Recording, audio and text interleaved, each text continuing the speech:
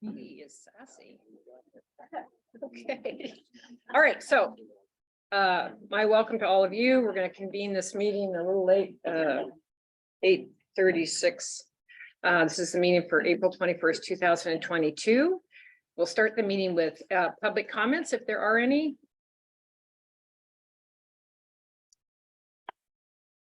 The pressure's mounting. Okay, there are no public. Are there any public comments from online? I don't have the ability to track that. Oh, you know what? I do. Let's see.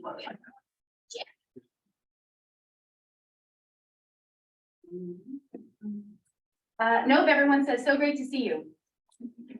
Back at you. That sounds great. All right, so the next item is to approve the March 17th minutes from 2023. The agenda said February for a while, but I think that's gotten changed. Any questions or comments or edits to the minutes?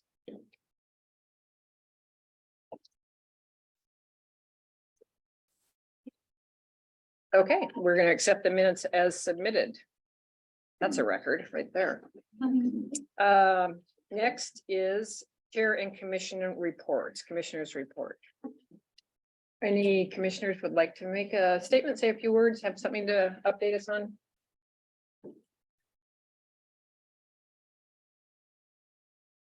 Go ahead. I know, I'm looking for your hand. Go ahead. My little virtual again. Yeah. The community conversation that we had on Orcas, we were so not this week, it was the prior week, I think was well attended, and it was the first of the hybrid meetings and I thought it went off without a hitch. We had good participation, and so I thought it went well. Yeah, sounded like a lot. Raised the bar for Lopez attendance. And the San Juan one, that was this week? It was this week. And how was that one? We didn't have as many attendees as I had hoped. There were a few people online and maybe a half a dozen. That might include a land bank staff person. But it was really good. There were some good questions from the audience. They all seemed to be very enthusiastic about the land bank. And I learned a lot. So thank you, Lincoln. Yeah, that's great. All right, any other commission comments? I just have a couple things to update people on.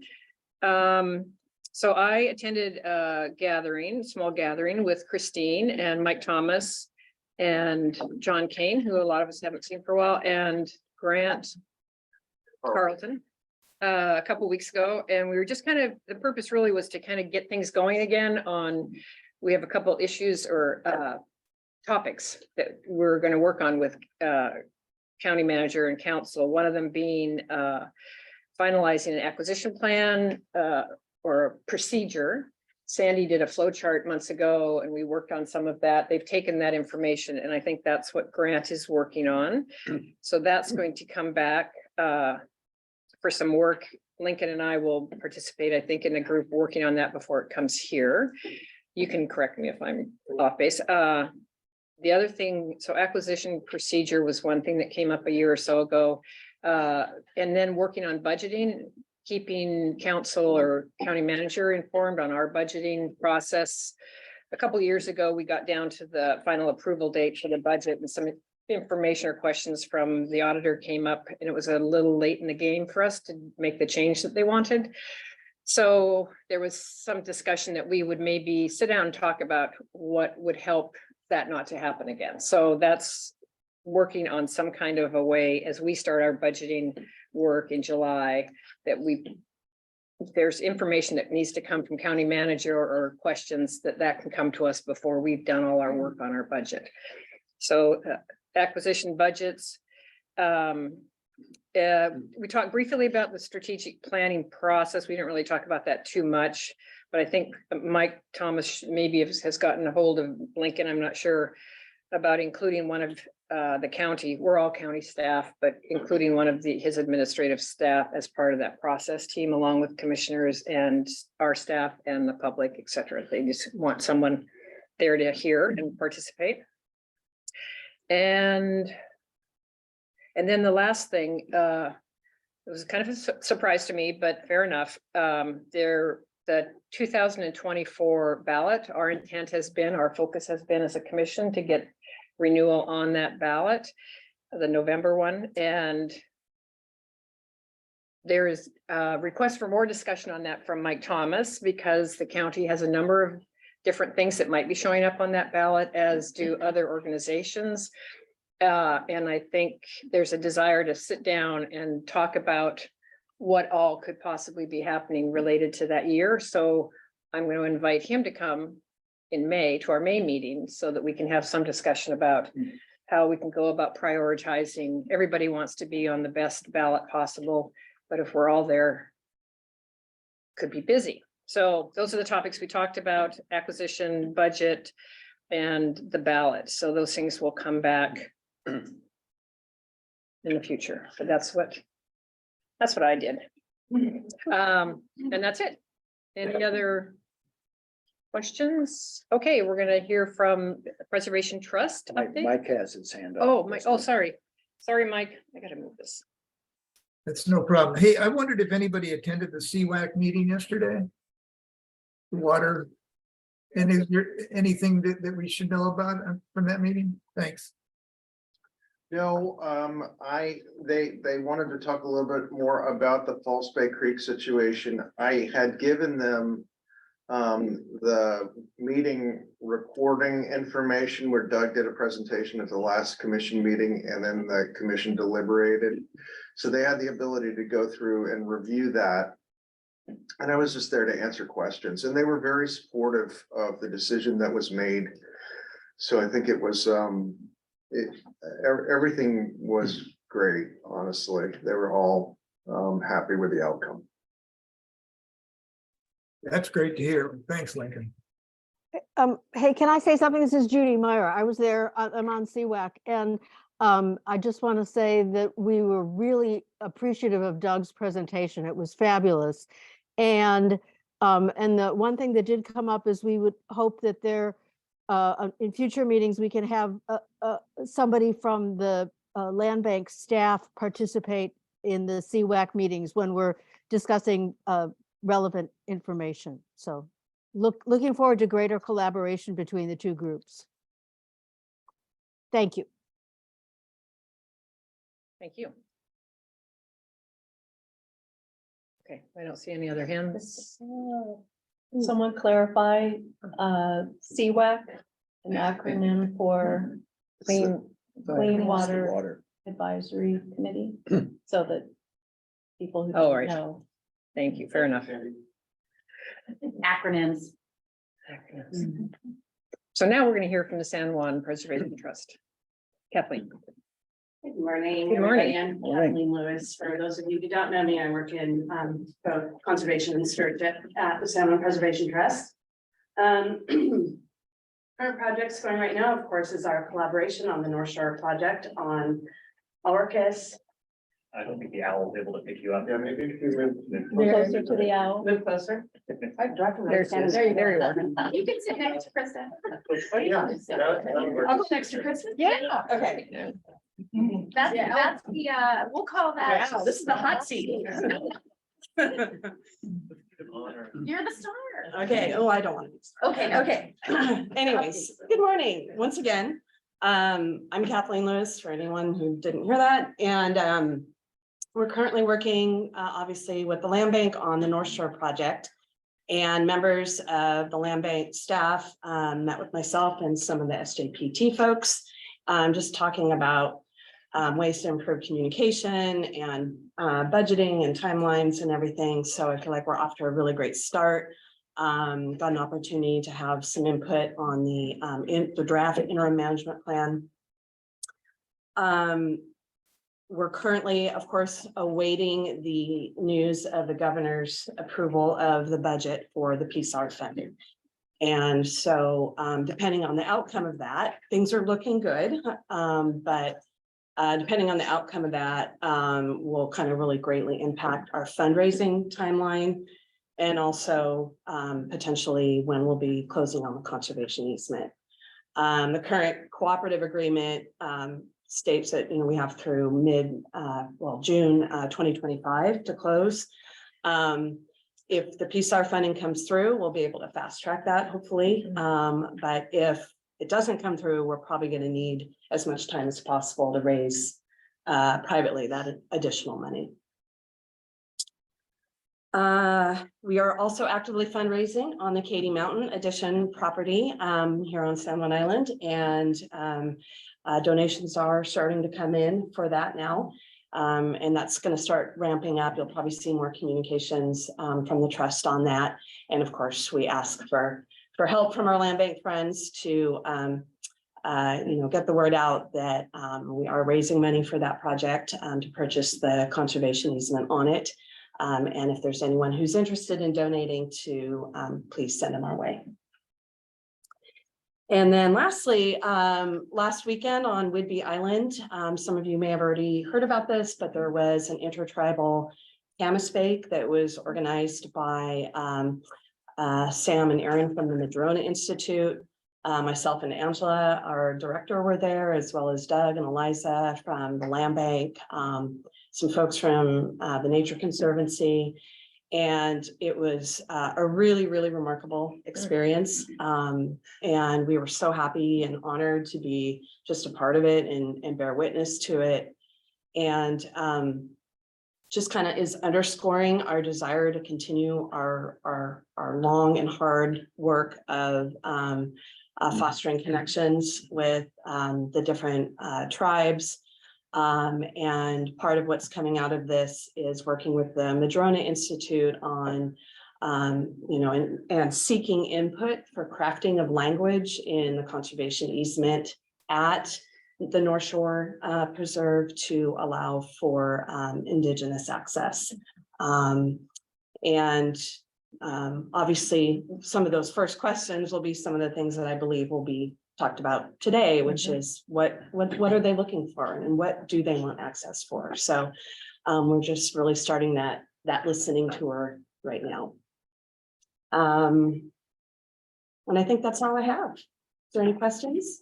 Yeah, Kathleen. Yeah. Question on the PSAR grant. So am I understanding right that it's included in the legislation and the legislation has passed both houses, just awaiting the governor's signature? That's my understanding, yes. Great. Yeah. Beautiful, thank you. There was a lot of last minute shuffling around of the I know. ordering. Probably most of you are aware of that. And there was a lot of call for, you can't do that. You can't cherry pick projects. So hopefully it's going to go through. Great. Yeah. Any other questions for Kathleen? Right. Thank you. Thank you. Now the hot seat. Next. I wonder if the owl bit me right here. It's me. Oh, good. Yeah. Oh, Although I might just have a bigger voice, which isn't always better. Good morning. It's really fun to be here in person. I feel like most of you I have met at least face to face, but not you. So this is fun. Because we've spent a lot of time in intimate conversations, but it's a new world when you're finally meeting after a year's worth of that. Okay, well, here I am to do my typical cheerleading. We'll start with the hazardous waste roundup is coming up for all of you that may have anything poisonous, flammable, corrosive, or otherwise hazardous and chemically in your cupboards. The Orcas event kicks off the roundups for the year, and that is on May 6th from 10 to 2. San Juan Island's version is May 20th, also 10 to 2, and Lopez is not until June 3rd, also 10 to 2. And those are all going to be at your solid waste disposal sites on each island. I know I've spoke of our Beaverton Valley campus in, I think, sort of process of being built, but it is now complete. It has been, I'd say probably about a month since it's been finished, and several different departments have moved into that building. I apologize if I said this last month, I don't think so. Anyway, it's very large parcel about a mile out of town that now has one incredibly large building that does house maybe 7 departments or so. And also houses heavy equipment and the materials necessary for for public works and roads. And that means that we have vacated completely one building in town and partially a second building in town. And I can't even begin to offer, you know, what the idea is for the future of these empty buildings, but we'll get there. In an effort to allow our population's most vulnerable to continue to seek care, Dr. James, if you haven't already come by this information, has issued an order for masking to continue in patient-facing healthcare facilities. But that does not include, and I thought this was interesting, dental offices. That one was the interesting one to me. Optometry offices, physical therapy and massage. The county has launched a new interactive platform or website, in addition to the county website, and it is called Engage San Juan County. It is meant to solicit feedback from residents, provide an opportunity to discuss topics, and it also allows the county to inform the public about new and important policy or planning programs and projects. But the reason I bring this up is because Public Works just put out a survey to the county to solicit feedback on what Public Works individuals would like to, what projects Public Works. Let's go back. What projects individuals would like to see prioritized from Public Works? So anyway, that is engage.sanjuancountywa.gov. I mean, obviously we have our website, but it is very not user friendly. And this just really provides a much easier access to information, and it's prettier and it's friendly. I don't know. Drones have come to the San Juan County Sheriff's Department. Our council received a demonstration a handful of weeks ago. They were pretty spectacular. I know that they are polarized as a, you know, as an issue of, you know, many things, but for the county, their use is formalized in extensive policy and state law, and they really are only here to do good, I promise. Such as, you know, aiding in search and rescue. They have the ability to help with wildland fires, to create a visual so you can fight them better from the ground. It's, you know, one of those things that you don't, that you can imagine, you know, was going to happen in the distant future, and then here it is. There was one more important thing that I apparently deleted. Oh, no, that's not it. Well, I'll verbatim it. There was a really large decision before council this week to choose between 2 proposals that have been submitted in through an RFQ to develop the corner of Argyle and Malcolm across the street from the land bank offices. And I am pleased to say that the council decided to partner with the San Juan Community Home Trust for the future of that corner, and it is now sort of leaving our hands shortly, and we'll then begin the process of design development with the town. So I have this this searing situation left over from our last meeting when I almost tried to say something cute. It's ridiculous, but at the very end, it's like my at the end of my moment, I said, "Happy spring solstice." And then I was like, I got off the camera and I thought about it like far more times in the last Oh, month. God, yeah. And you all would have met. Let it go. I think like saying something about it today is gonna help me. Okay. We're here for you. Thank you. Let it be known, I recognize it was the first day of spring and it was not a solstice.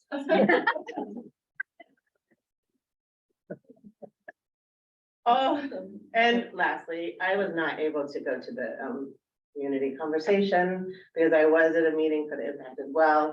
So I apologize for that, but I was in a different, more important place. Thank you. Thank you. I feel relieved too now. I felt a weight come off my shoulder just a minute ago. Any questions for Christine from anybody? Oh, that's right.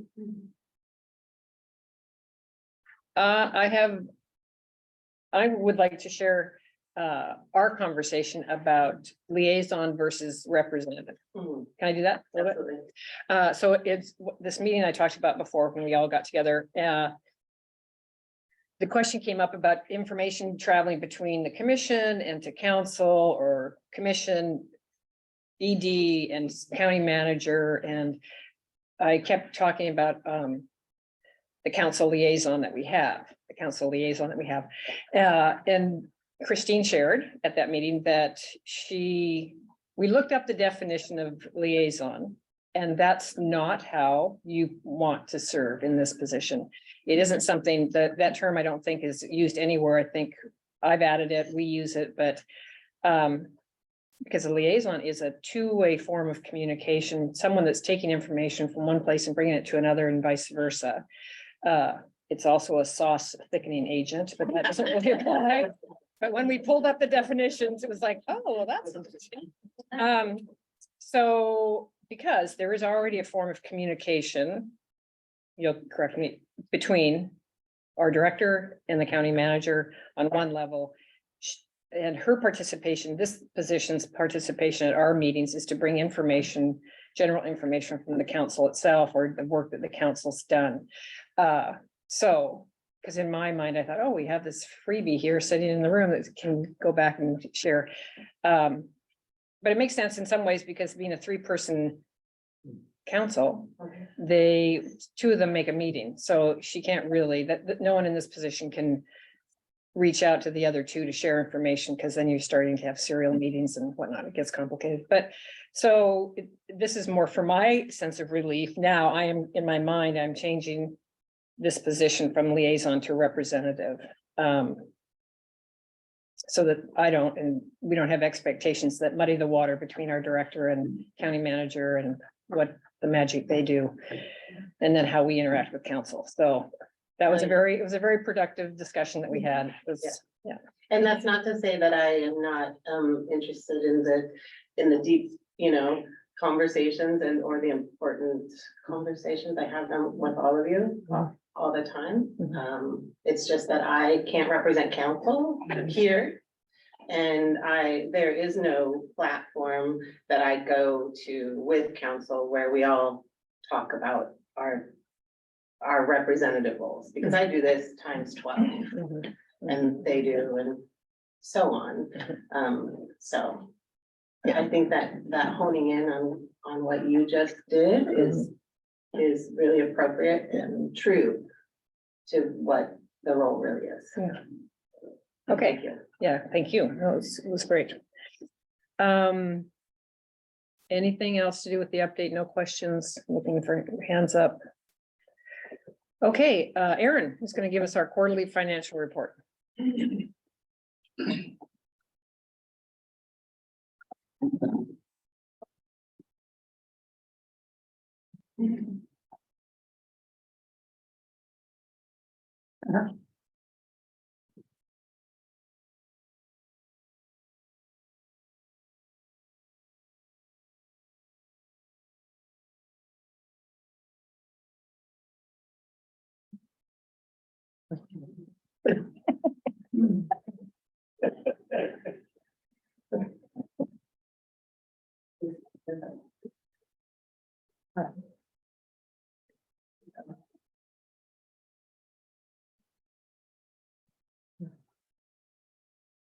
Bear with me for just a second. Okay.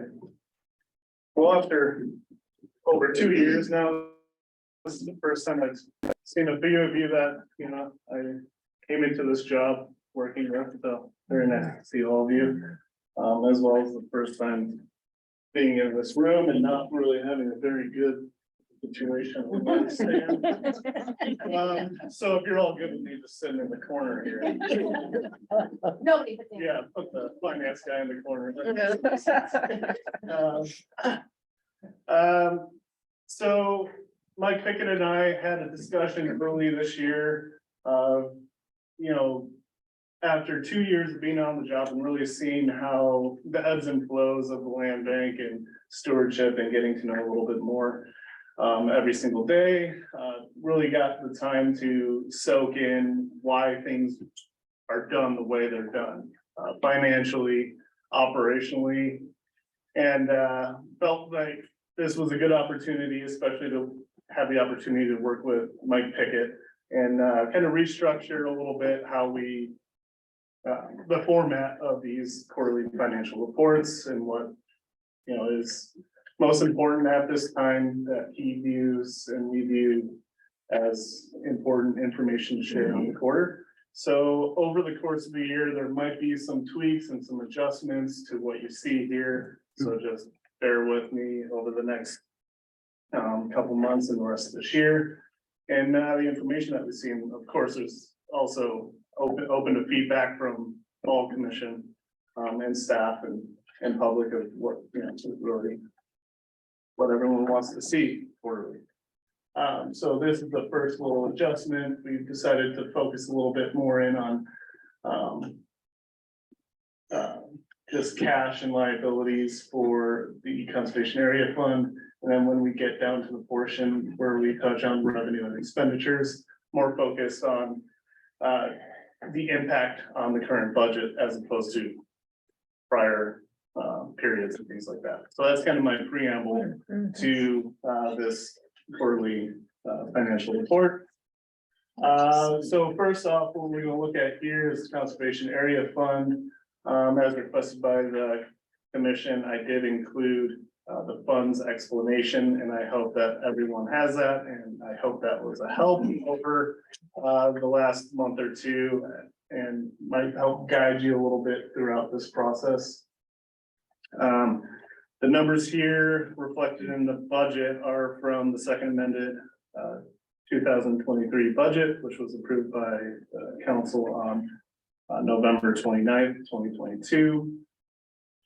First, we're going to look at here is cash and total current assets. In the memo, I did have a typo. I had 893,000 when it is 593,000 in total change from the end of 2022 to the end of the first quarter, March 31st. Cash has increased by just under 600,000. One of the big trends that we have seen now is interest rate from LGIP, the local government investment pool. This is where all of our remaining cash sits, a little bit over $3 million. Sits in our LGIP. This does generate at this current time a 4.8% interest rate on cash in our investment pool, and that kind of just sits there as a reserve in case we need it for an acquisition. That is much higher than it was the previous year at 0.2%. So, you know, at the end of the year, last year, you know, we saw about $60,000 of interest as opposed to $4,000 the prior year. So it does make a difference. It's great to have that. Real property, which is the accumulation of our property total at the time of purchase. This is not up to date with market value. This is just an accumulation of the total value of property as when we purchased it. And as a note for everyone at the bottom, the taxable value of the property is significantly lower.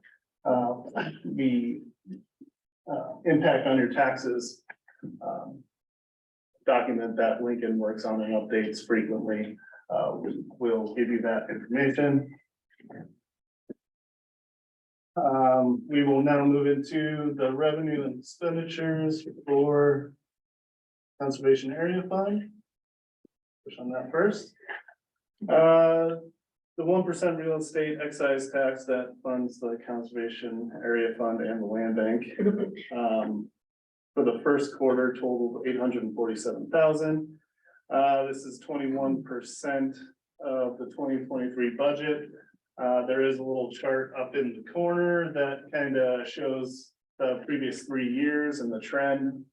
As we all know, the last 2 years were insanely high for the housing market and then the impact on the REIT for the land bank. So we are kind of falling in line with just above where 2020 was for the first quarter. And as you can see there, that second half of 2020 was where REIT really started to blow up and expand for us. So it's definitely something to keep in mind.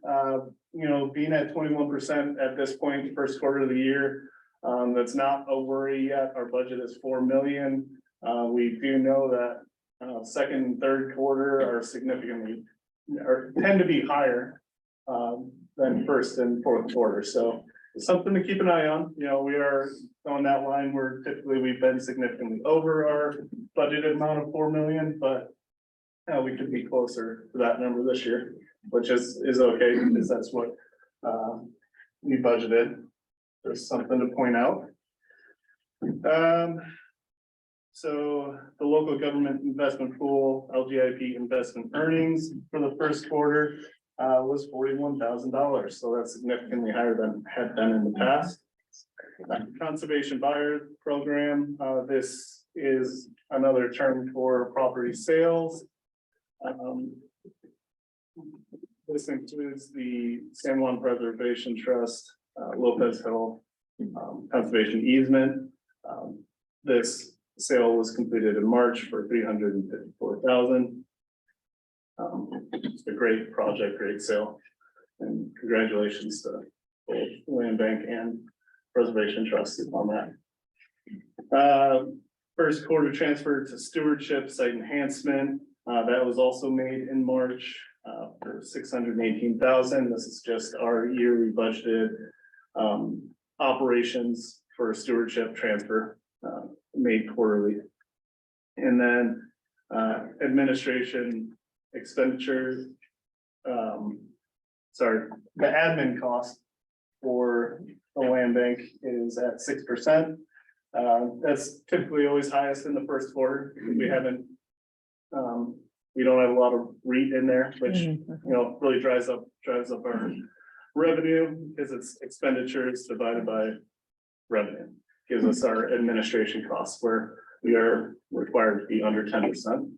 So that currently sits at 6.05%. Are there any questions about the conservation area fund?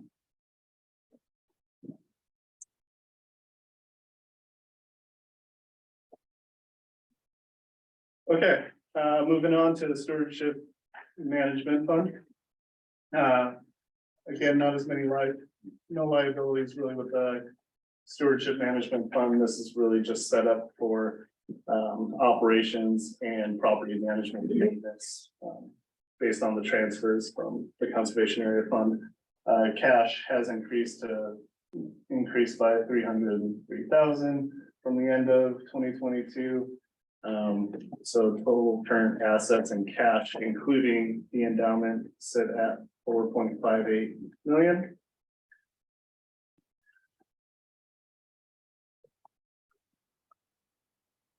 Revenues and expenditure, again, as you can see from this document, considerably smaller than what you guys have seen in the past. So hopefully not as many numbers to look at, much more focused in on activity and accumulation in the quarter itself.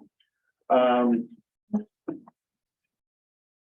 LGIP interest funds were at 18,978 for the quarter. Again, just a significantly better number than we've seen in the last couple of years.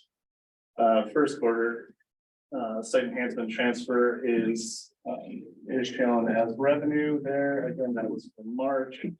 Property management and maintenance totaling 83,699, sitting at just below just about 10% of the budget. And that's typical for this time of the year, as well as most of the stewardship staff is really more focused on putting projects together and organizing and coordinating all the work to be done when the weather's a little bit better. So that is why that number is much smaller. And site enhancement, same thing. There's not a lot of projects that have really kicked off yet, but we will see both of those areas expand in the second quarter. That is all I have for you guys for Q1 of 2023. Are there any questions? Yes. I'm sorry, I have a question, Aaron, about the first page. Yeah. If you'll help me understand, being new to this, there's obviously a budget revision coming up at some point, particularly in the area of LGIP. Yeah. We're going to get a lot more interest than anticipated there. Mhm. And a question about the conservation buyer program. What easements does that budget cover? So this budget was set up at the end of 2021. The biennium. So numbers do shift throughout the years. That does include the Lopez Hill, as well as the Katy Mountain. That was planned for. The number is not exact to what it is now going to be. But that will be adjusted at a later date for a county, when there's a county amendment period. We typically don't rush to adjust revenues when they're higher. You know, that's great, more money coming in. If expenditures are significantly higher, or we have an acquisition, it's a priority to get those into budget amendments.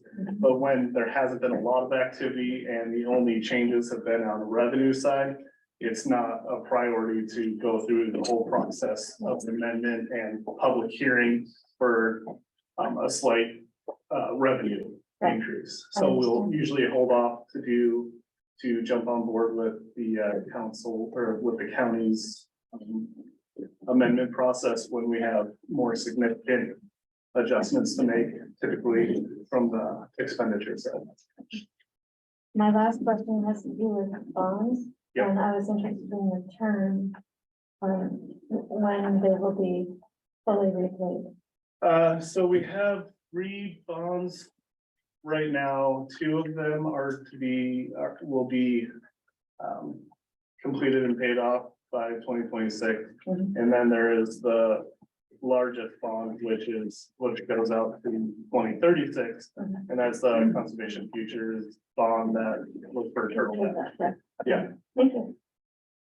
And if I didn't mention that, my apologies. Currently, our total bonds, liabilities is at $4.3 million.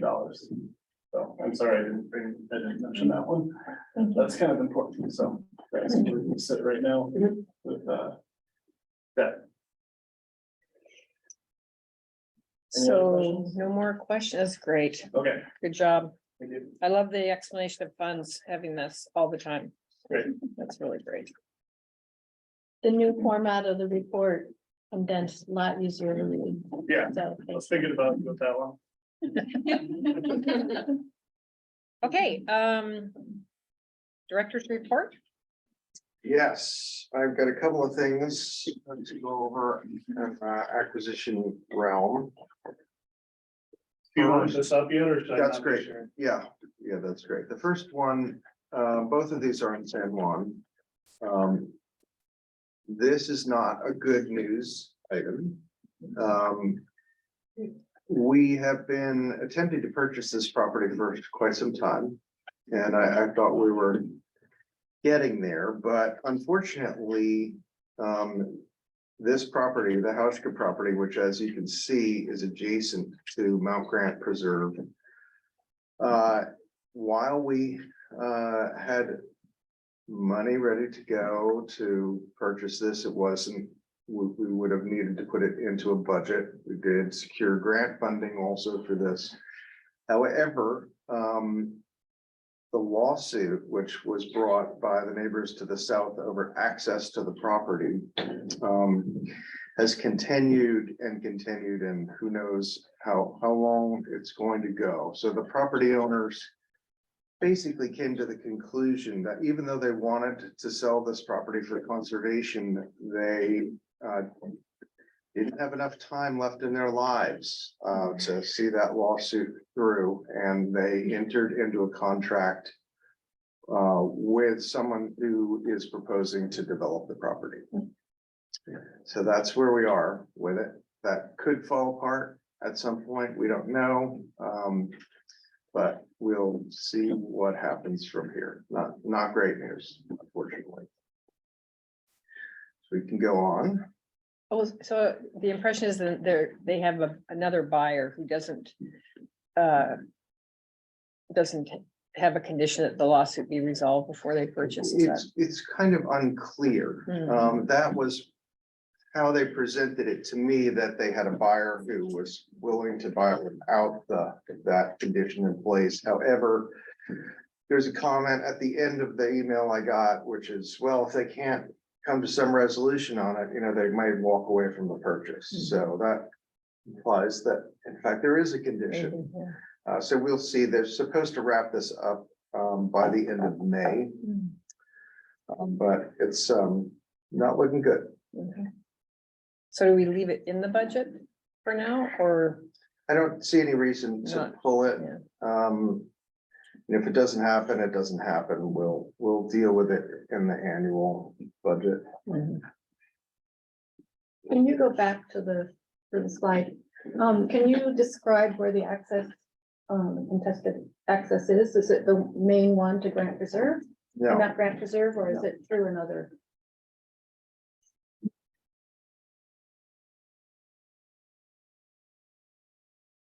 the main access to the preserve comes through here, actually through the neighbor's property. We have an easement, including the parking area.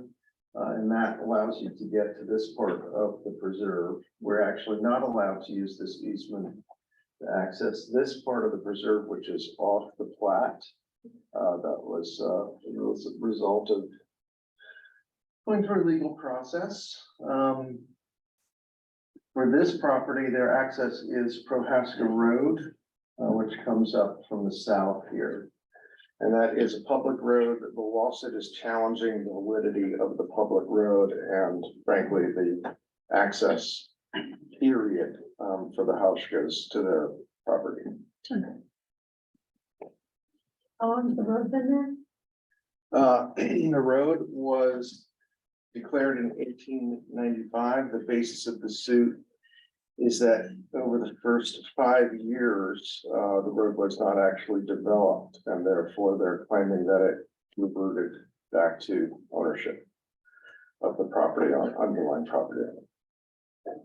Northern County's filing a quiet title action, and there's a easement by prescription at this point, or where are they? We should talk about this offline.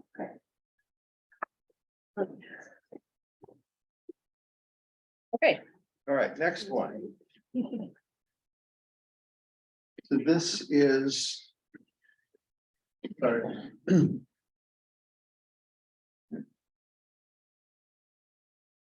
Yeah, actually, if you go, I know if there's the context for this one. So this is in San Juan Valley along Baylor Hill Road. And if you go back to that first slide, there's our False Bay Creek Preserve, which we've talked a lot about. And the Alderman parcel is one that we've owned, for, I don't know, 40, 50 years now. No, it was literally, I think, it's been 20 years. And that property was purchased with the idea that we would put a conservation easement on it and resell it so that it wouldn't be developed, but it would be farmed. And it has been farmed continuously for a long period of time. We were never able to come to agreement with the adjacent property owner who is Tor Black, who has since passed away. But his son now is very interested in purchasing this. They own the property. The son owns the property to the west, so the intervening parcel between the preserve and this one. Tor's farm operations were to the east there, the northern parcel that you see. And his widow may also be interested in purchasing this parcel, as may be the property owner to the south there, also to the east, and they're running a farm operation. So I think we're finally going to get to the conclusion of this, where we will be pulling together a conservation easement and doing an appraisal, and then it will go basically to council to make a decision about how to proceed with that sale. But this has been on in our plans forever and ever. So hopefully we can accomplish this. I did have some hope that maybe we could do a land trade and add to the False Bay Creek Preserve, but they're not interested in doing that. So next best thing is to sell it with this conservation easement, keep it in open space and in agriculture. So you'll hear more about that. Yes. Doesn't the sale of a parcel need to go through a public hearing in front of the commission according to The sale of a property, it needs to be in a public hearing in front of the commission to become part of a budget. So probably we'll need to go through that process to add the revenue from this to the budget. But generally, the public hearing part for a sale is going to be with the council, because they have to make decisions about what kind of sale they want to do. We have to satisfy the criterion that we're getting appraised value or more for the property. But they would need to decide whether they want to do an auction sale or a direct sale, or there are a number of different options, but probably we'll throw this into a budget and bring it back to you. That's a good question, actually. This is since the goal of this one for so long has been to resell it. Yeah, we probably need to revisit that. Okay, Mike has a question. Yeah, not about Alderman, but do we, so if there's any, well, let me do my question regarding the RFP we sent out about a week ago. Did we get any phone calls back or anything indicating any level of interest or questions? You're talking about the strategic planning RFP. Yeah, I'm sorry, I switched gears. I didn't realize that might not be done with the Alderman discussion, but. Yeah, no worries. We sent it out to 5 different places. I've heard back from 3. I'm pretty sure that at least 2 of them are working on a response. But I'm not quite sure about the other 3. So I would expect that we'll get at least 2 proposals by the deadline, which is May 5th. Thanks. Yeah, that was gonna be my question. Any other questions for Lincoln? Wow. Okay. So it's 9:26. We're scheduled to take a break at 9:50 and then come back and start our panel discussion. So, and I think we should leave that at 10 o'clock, just in case people want to call in or whatever. So rather than take a break right now, can we move into stewardship and take that off the bottom of the agenda? Either that, yeah, we can move. Or whatever you'd Whatever like, you just want. to, Connie, do you want to go? are you outreach and communication and Sure. everything? Yeah. Hold on, I gotta put it in there. 9:07. For outreach communications, let's see. So for communications update, am I looking at the owl? Can you see my face up there? Yeah. You are. Yeah. Yeah. I think I have the best positioning in office. Anyway, so for Mike, for communications update, mostly what we talked about, in April, so early in April, was the community conversations, determining format for that and how it was going to go, how we're gonna deal with the owl versus hybrid at other locations. It sounds like so far so good. Chris is gonna outshine us all, I'm sure, in next week on Lopez with Amanda. And so Amanda and Peggy. and Peggy, sorry, Peggy. Coming up, so for our upcoming events, we'll have the Lopez Community Conversations District 3 is Tuesday, not a Wednesday night, so the 25th, and again, 6:30 to 8, that will be at it's the Lopez Family Resource Center. Thing similar to here, and then a lot of things, we're ramping up, so next Friday, or next Saturday, the 29th, there will be a second eco restoration field trip is what I'm calling it. So for the LSR grant, I think it was last fall, we had our first field trip. It's on the western side of Mount Grant. We'll do it again, another van. People can sign up through the website or email me or call. And Stewart, San Juan Island Stewards will take folks up and show attendees what has happened in the last few months. We've got Great Islands Cleanup, which is tomorrow on countywide, crossing fingers that weather cooperates and folks put on all their rain gear and come out and help. Andrew will be at Crescent Beach tomorrow for us, and Peter is also going to represent the land bank at an inaugural Earth Day event, which will be, I think it's down at East, they're going to continue East Sound Waterfront Park. Okay. East Sound Waterfront Park. It's a new one, so we'll see how it goes. Working on the annual report, trying to determine theme and what the cover will look like. And what else is happening?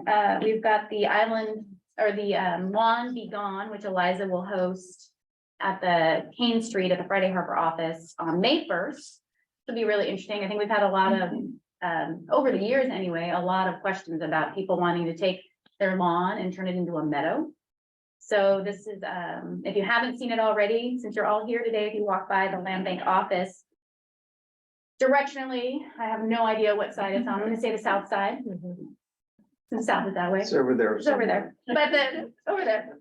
But as you are walking down, Kane's and Argyle, if you're walking down Kane Street, you will see it to the left. And there's actually items springing up, so it's pretty cool. This is why Tanya doesn't lead field trips. When I tell Lincoln to say, is it left or right? Don't tell me east, west, north, south. I won't figure it out. That's hilarious. And then I know I'm forgetting another one. We've got eventually, and then we'll have the Island Marble Butterfly Tour.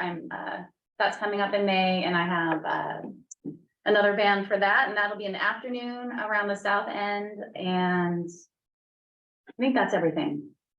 Any questions? Maybe that'll remind me. Yes, Doug? I'll just give you a second to think more. So yesterday we were up on the LSR site with partners, including Washington Department of Natural Resources, who secured the grant for us. And they had originally said, oh, we're gonna bring a film crew, and then the film crew dropped out. But a different film crew showed up. So we weren't quite prepared, but it was a bit like trying to report from a tornado with the wind yesterday. Oh, It was pretty exciting. They're like, do you think we should put the drone up? Like, do you want to recover it in Canada?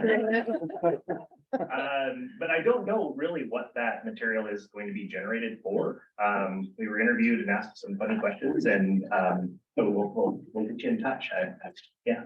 So with an interview for the LSR grant, just information to support that? It's that, and they may be using it more broadly. So there was questions like, how do you feel about forest health in Western Washington? Okay, well, then I wonder if they're gonna come for Peter. Or I have Turtle no Back. idea. You- Like I We said, had that's our, just- DNR came on Wednesday to Turtleback and we had no come here. A no bunker, oh, sorry. Well, thanks for that extra time. I think that's everything for now. quick look. Yes, sir. Yeah, so, back to, the community conversations. Mhm. I saw that the, video for the community conversation has been posted, at least for Orcas. Yes. I thought that Lincoln's presentation, on containing a bunch of facts and figures about financial stuff about the land bank was really, really effective. And I thought that we were going to post that somewhere. Has it been posted, or I couldn't find it? Is it going to be? Well, it's posted, I mean, at least on the YouTube video, Yeah, that's not what I meant. but well, then we'll have to see if I can cut that through. Otherwise, it's Lincoln having to repeat it somewhere on his own. It's a, no, I wasn't talking about the verbal presentation, but the PowerPoint, is self-explanatory, and it's just really power. We can post that on Okay. the website. We can put it into a PDF form and do that. So just the PDF is what you're saying, not Yeah. Lincoln speaking to it, and Right, describing it. Yep. Okay. yep, thanks. We'll post that after the Lopez meeting, because I sense Sure. that he's trying to undercut my attendance. So I'm just putting that out there. They've gotten a little power hungry now. They had all those people show up. Mike has a question too. Mike's first. I wondered, in the communications area, I wonder what kind of options we've looked at for the community conversation or some other vehicle or mechanism to get a broader reach. You know, what are our options? I think there's quite a bit of effort that goes into putting these community conversations up, and they're important for the people that attend, but there's so few that attend. I'm wondering, what are our options for getting a bigger crowd or bigger interest in passing it? Maybe we've done all this and there is nothing.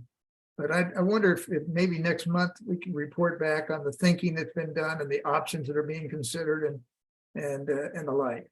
Thanks. I think we should be able to summarize that, because we talk about this every year when we try to have a public meeting of sorts, where to advertise, who are we reaching?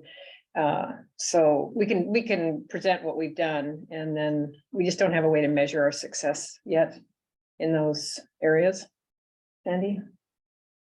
So what I would like to see, and it was suggested by a few of the attendees, and this is not to undercut, so not yet. Watching. But after all of the conversations are done, I think having not just the PowerPoint and a PDF, but that section of the video of Lincoln's presentation could live on our website under frequently asked Mhm. questions. Oh, here, click this video. That would be one thing.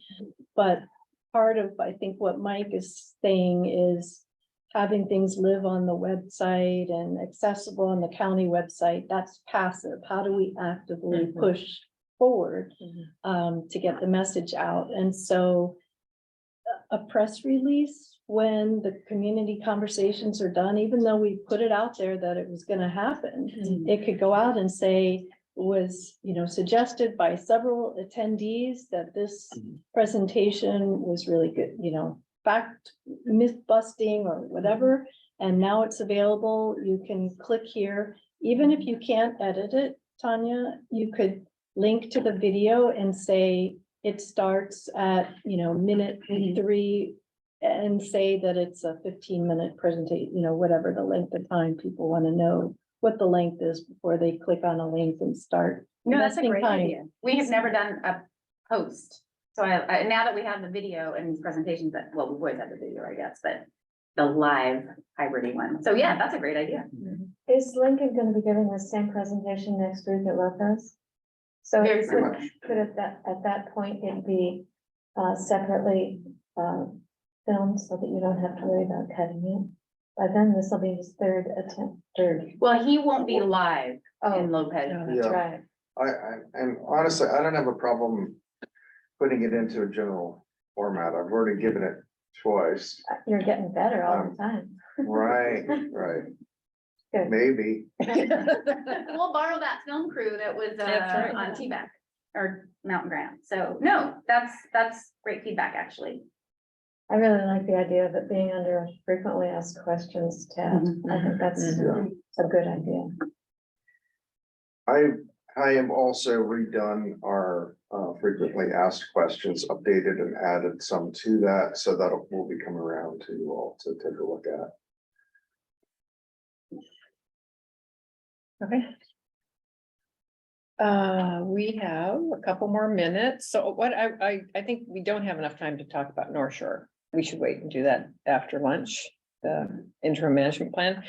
But we could speak briefly to future agenda items and then we can break until 10 o'clock. So the only thing that I would put on future agenda items will be hopefully, having Mike Thomas come in May and have a chat with us about the 2024 ballot placement, and kind of tied to those other conversations that we had. A future agenda item might be having a similar conversation with Thomas and the auditor to explain how they do the budgeting with the other departments. We are unique in some aspects of our budget. But we do cross over with a number of their processes. So that would be a future thing, maybe in July as we start our budgeting process. Those are my only two suggestions. Anybody else have a future agenda item they want noted? Just, I would just add for the 2024 question, I think it'll be important to pull in some of the folks who may actually be advocating for this. So you can hear from them and their perspective on which ballot they would like it to go on, because the way this will work is there will be a separate committee working on this, and they will go to council to recommend, to ask council to put it on a certain ballot. So I think it would be good if we had some of those folks just come give their perspective. Sure, yeah, okay. So we'll identify who those people are and make sure they know that that's happening in May. If we can work it into Mike's calendar or someone else that can represent him, it doesn't have to be. Is there a deadline for making that decision? Yes. Well, there's a deadline from the fact of if we're able to go forward for 2024, sometime in the next few months, it is Right. getting that group of people together. If, I'm not saying this is happening, but say we decide we'll wait till 2026, then we don't have to gather those people.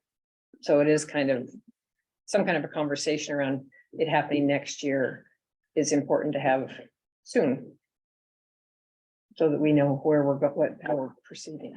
And Aren't there two options for getting it on the ballot? One being the council deciding that it goes on the ballot, what's going on the ballot or when. And if they decide not to put it on the ballot, there's still an option for a citizens initiative to gather petitions of a certain amount to get it on, and that has a timeline. So it's not. that has a longer timeline. It's a longer timeline, but it's an avenue. In other words, it can be up to a certain percentage of voters to decide if it goes on or not. And I would say that you need to get some kind of read from council probably this fall. If you were gonna go that second route and collect signatures, you need to be ready to go at the beginning of the year. Sandy, you proposed a timeline for that particular process deadline. Hasn't that passed, or isn't it imminent? I can pull up that. Before I knew that there was Yeah. the other option of Right. council deciding to put it on. I worked backwards from the timeline of when this and that. And it was like, it's gotta get going now. Right.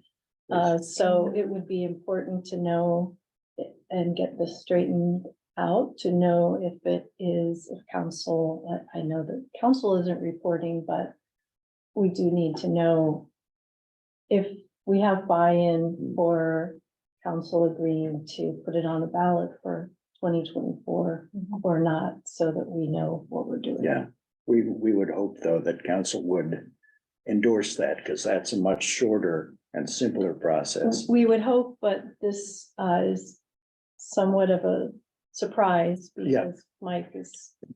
Yep. Works with council, so there must be something brewing that we don't know. Amy, So I had a question back on the strategic plan. Could you remind me, it sounds like the RFPs are due May 5th. Was the small committee planning to come back in May for the recommendations? Yes. Okay. Mike? Yes, I think the Mike Thomas coming in and talk about the REIT thing is gonna be very informative. Hopefully he'll give us the knowledge we need to know where we're going, because it's getting close. But the thing I was thinking about is the other thing that's on your future agenda list, Krista, is Land Bank's collective big dream and goal for the overall resiliency of the islands and bioregion. And it, as we're doing today with the panel, and as Lincoln suggested with regard to the REIT vote, bringing in decision makers or people with opinions to hear what they have to say. I think this might be one that we could also bring together a group of leaders in the community that are focused on resiliency and have a panel discussion that would help inform our collective big dream and goal instead of having to just be internally generated. So that would be my suggestion on that one. I don't know when it has to happen or should happen, but I think when we do it, I like this panel idea, bringing in experts to get their feedback. Thank you. Okay, so Erin? Staff's hoping to bring, updating the wetland mitigation policy. Oh, right. Okay, great. Thank you. Okay, so all that more reason to have Mike or a representative here in May. I think if it's, well, I'm not even gonna get into the timeline because it is kind of fixed and we're looking at a November ballot, and there is time to do both of the options that are being discussed. So, and having this discussion in May won't impact that. So let's do that. Anything else for future? Okay, so I can't see without my glasses, but so it's 9:45. We'll take a break now and we'll resume with the panel discussion at 10 o'clock. Everybody take a break. Thank you. Sorry. It doesn't show up unless I tap it or move it like it's. And so I didn't want to keep going like this. I gotta get my.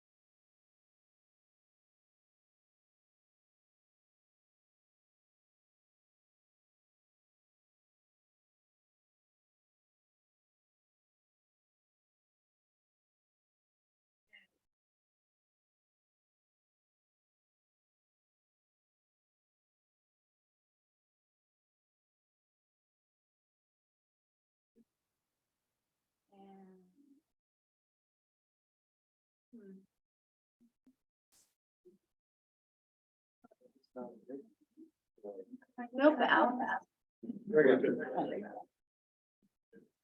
Thank you. No, I mean, I don't want to know. Mute your speaker. I think it might be Andrew. Okay. Technology. Can you hear me now? Can you hear me now? This happened to Doug. Yeah, and I just muted the speaker on this computer. It's lower right corner, Yeah, my volume is off. but on the Owl one. Well, the owl, I have to be on because I'm connected. So I'll try. This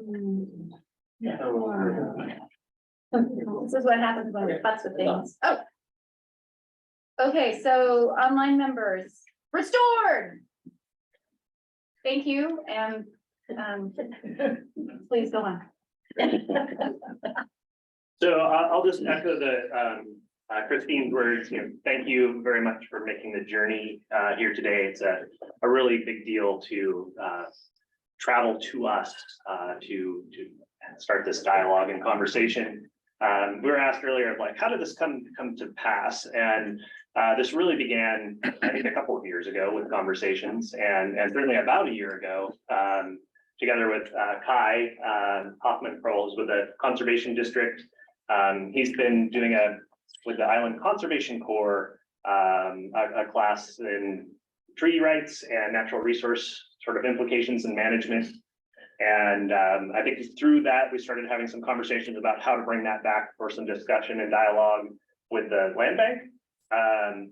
And the commission also, Sandy in particular, has been asking this question. It's been on the agenda for at least a year of exploring what the land bank's relationship with regional tribes and indigenous peoples, what that could look like. I think that there's a lot of opportunities for us in terms of shared interests. There's some obligations, and I think there's just a lot of opportunities that we can be exploring. So today, this is set up as a panel discussion, and I think we're trying to be encouraging of a discussion and dialogue. And that we had we generated a series of questions from land bank commissioners and staff as a sort of a starting point. I think that the goal with that was to provide the panelists with some sort of idea of where we're coming from and starting from. But I anticipate that we may end up getting a little bit more organic in the discussion. It's probably going to float around a whole lot of different topics, at least I hope so. And certainly panelists are also going to be coming with, I think, some of their own interest in what they would like to share with the community, with the commission here. So, so with that, if it's all right with you, I think just maybe starting with sort of introductions, where you can also give a little bit of your background and connections and history with the islands here. So I think all of you have very deep connections in the islands. Yeah.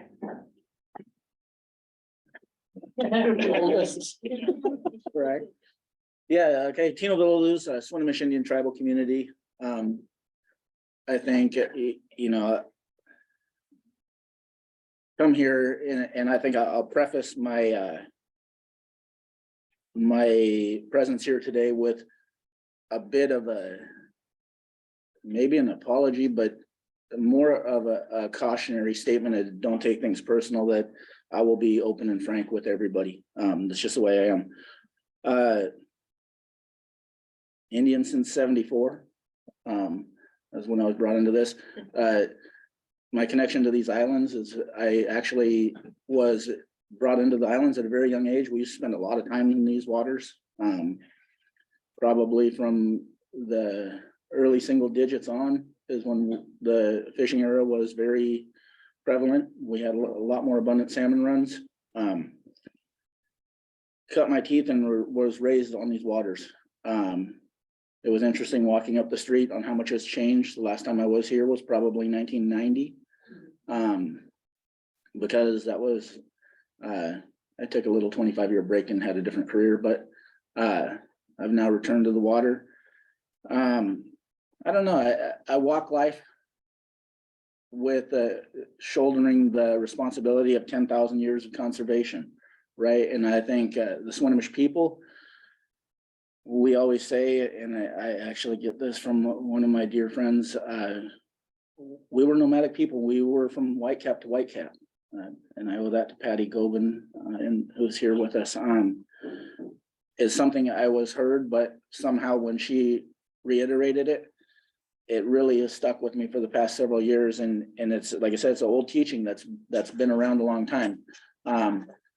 We now, as many of you know, reside on a concentration camp on the other side of Fidalgo Island. That has removed that nomadic presence. It's also removed a lot of the connections. I mean, Manifest Destiny and Colonialism has done a badass job of really removing it. But what I will say is we're resilient people, and we're not victims, we're survivors, and we're here to reconnect it. In neuroscience, you see reconnecting neurons to your old. That's the same thing in our culture. The culture hasn't died, hasn't gone away, and there's a resurgence of it. And I thank you guys and the Land Bank for offering an opportunity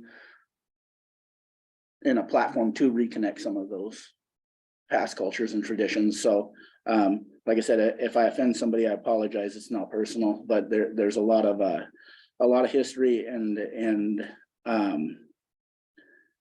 tough conversations that come with the situation that is. And like I said, and don't ever think that I'm a victim. We're absolutely here. We will come back. Like we're pushing forward hard, and I think to find that balance of coexistence with a cultural identity and the modern world. And I'll stop there. I think there'll be a lot more content when we get to it, but yeah, and thank you for setting the table. Sure. Now Sam Bars and it's net Jocks Emerson, just none listen later, let's say the streets are square. That's Nancy square, Hutchings, Hutchinson, Isueta, the Stella, Tia, Hutchinson, who said it's a Hutching, Isueta, Macquack, Kusasha, Tia, who hats a stay at a strong Ostium. So hello everyone, my name is Sam Barr and I come from Samish. I grew up on Lopez Island, and I come here to this table with good feelings. I'm happy to be here with my friends and relatives here and have good feelings, and acknowledging that we're all here to lift up the sacred work of the land. I come from Samish. I grew up on Lopez Island. It's worth mentioning that Tulalip, Swinomish, and Samish, we all have common family lines, and there's a lot of Samish people that live in the confederations of Tulalip and Swinomish as well. These islands are a place where people have always been connected to, and it's always been a place of beautiful intertribal relations and collaboration and stewardship of all the different sacred cultural resources that our people protected and defended before there was a treaty, and we always will, even after there's a treaty. I grew up out here. Lopez Island is where I learned how to clam. It's where I learned how to harvest oysters. It's where I learned how to hunt. It's where I learned how to paddle capsized canoes and kayaks out there on that island. I'm very connected to these lands. 7 generations ago in my family, my Samish grandmother married a German stranger. She was about 15 years old, and she had 7 kids with him, and then she took care of another 7 kids that he had with another Samish bride. So I think often about that Samish ancestor of mine and the sacrifices that she made in order to stay here. Her father, I imagine, wanted her to, be a bridge to these newcomers and find a way that this 10,000 years of family history could stay here. We did not want to leave these islands. Some were forced to leave. Some found different ways to stay. And today we're all finding whatever ways we can to come back. And I want to honor that from all the relatives here today, that each one of us has a really unique story of sacrifices that our ancestors made. My great-great-grandmother was alive until I was 4. She was a boarding school survivor, taken from these islands and brought down all the way to Oregon, taken from her home. And when she came back from that, she was a democratic American through and through. She loved JFK. We have a needlepoint portrait that she did of JFK, and she made these beautiful Victorian hats. And I look at these pictures and I'm just dumbfounded as to, what did she go through at boarding school to make her, try to assimilate as hard as she could. And then her daughter, my great-grandmother, was alive until 2 years ago. And she was the most fair-skinned of her 9 siblings. And so she was forced to marry a white man because she was seen as their ticket out of Indian identity. But my great-grandmother did marry him, then of course left him because it's not who she wanted to marry. She knew she was Samish, and she worked for Samish as the council secretary for most of her life, back when Samish was petitioning for federal recognition, and anyone who worked for the tribe didn't get paid.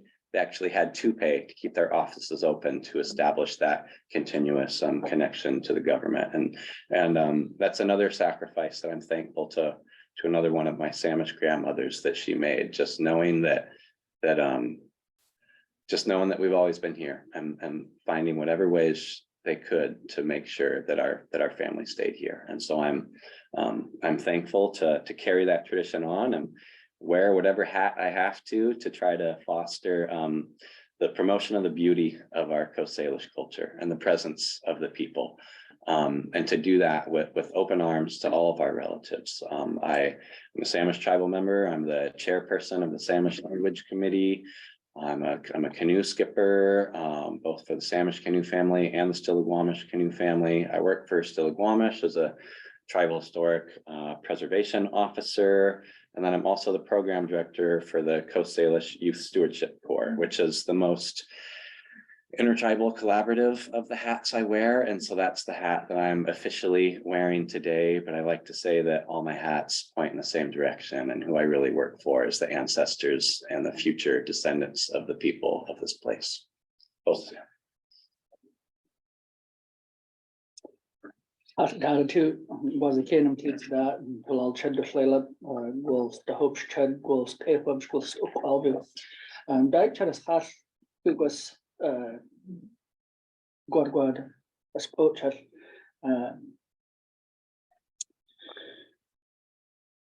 Good morning, everyone. My name is Wazakanam. My English name is Andrew Gobin, and just thankful and glad to be here for this discussion that we'll have together. I too grew up fishing in these islands, and it was definitely probably one of the most formative experiences of my life. There are many things that happen, and you'll come to learn as we talk about today. What we're really talking about is relationships to place. You heard Tino mention cultural identity, and that's really what we're talking about, is the fabric of who we are as Indian people. And so for me, for example, growing up in these islands and my connection to these islands is that this is where my traditional teaching happened on the boat while we're fishing together with my whole family. My uncles fish here, my cousins fish here, my grandparents fish here. And it's preserving that continuity and that connection to this place. In addition to a fisherman, and I fish throughout the Puget Sound, I'll just put that out there along, as fishermen, that's what we do. We go to our usual and accustomed places, we maintain that connection, both as a way of living today, but also to maintain that connection to those foods and those aspects of our culture that only exist through practicing and exercising your rights, through practicing and exercising the teachings that have been passed down to you. And while the methods may have changed, the values are still there. And that's what we represent as we continue to exercise those things. In addition to a fisherman, I work for the Tulalip tribes in the treaty rights office, treaty rights policy analyst. And sort of that's my capacity. Some of you may know me. I've participated in a few different forums and commented on a few different things. Anyway, good to see some of you again and good to meet many of you for the first time. Thank you. Want me to go down the list here? You know, we had these sort of grouped into some different larger concept areas. And so the second one is really on this idea of communication and engagement. And that's something that we struggle with, I think, out here. Even just between the islands, we are challenged by being a little bit balkanized, let alone connection to tribes that have been displaced, you know, to the mainland and whatnot. So this question is, what can the land bank do to foster communication, to build trust and engagement in the planning and implementation of the stewardship of these conservation lands? Well, I guess I'll start with that one.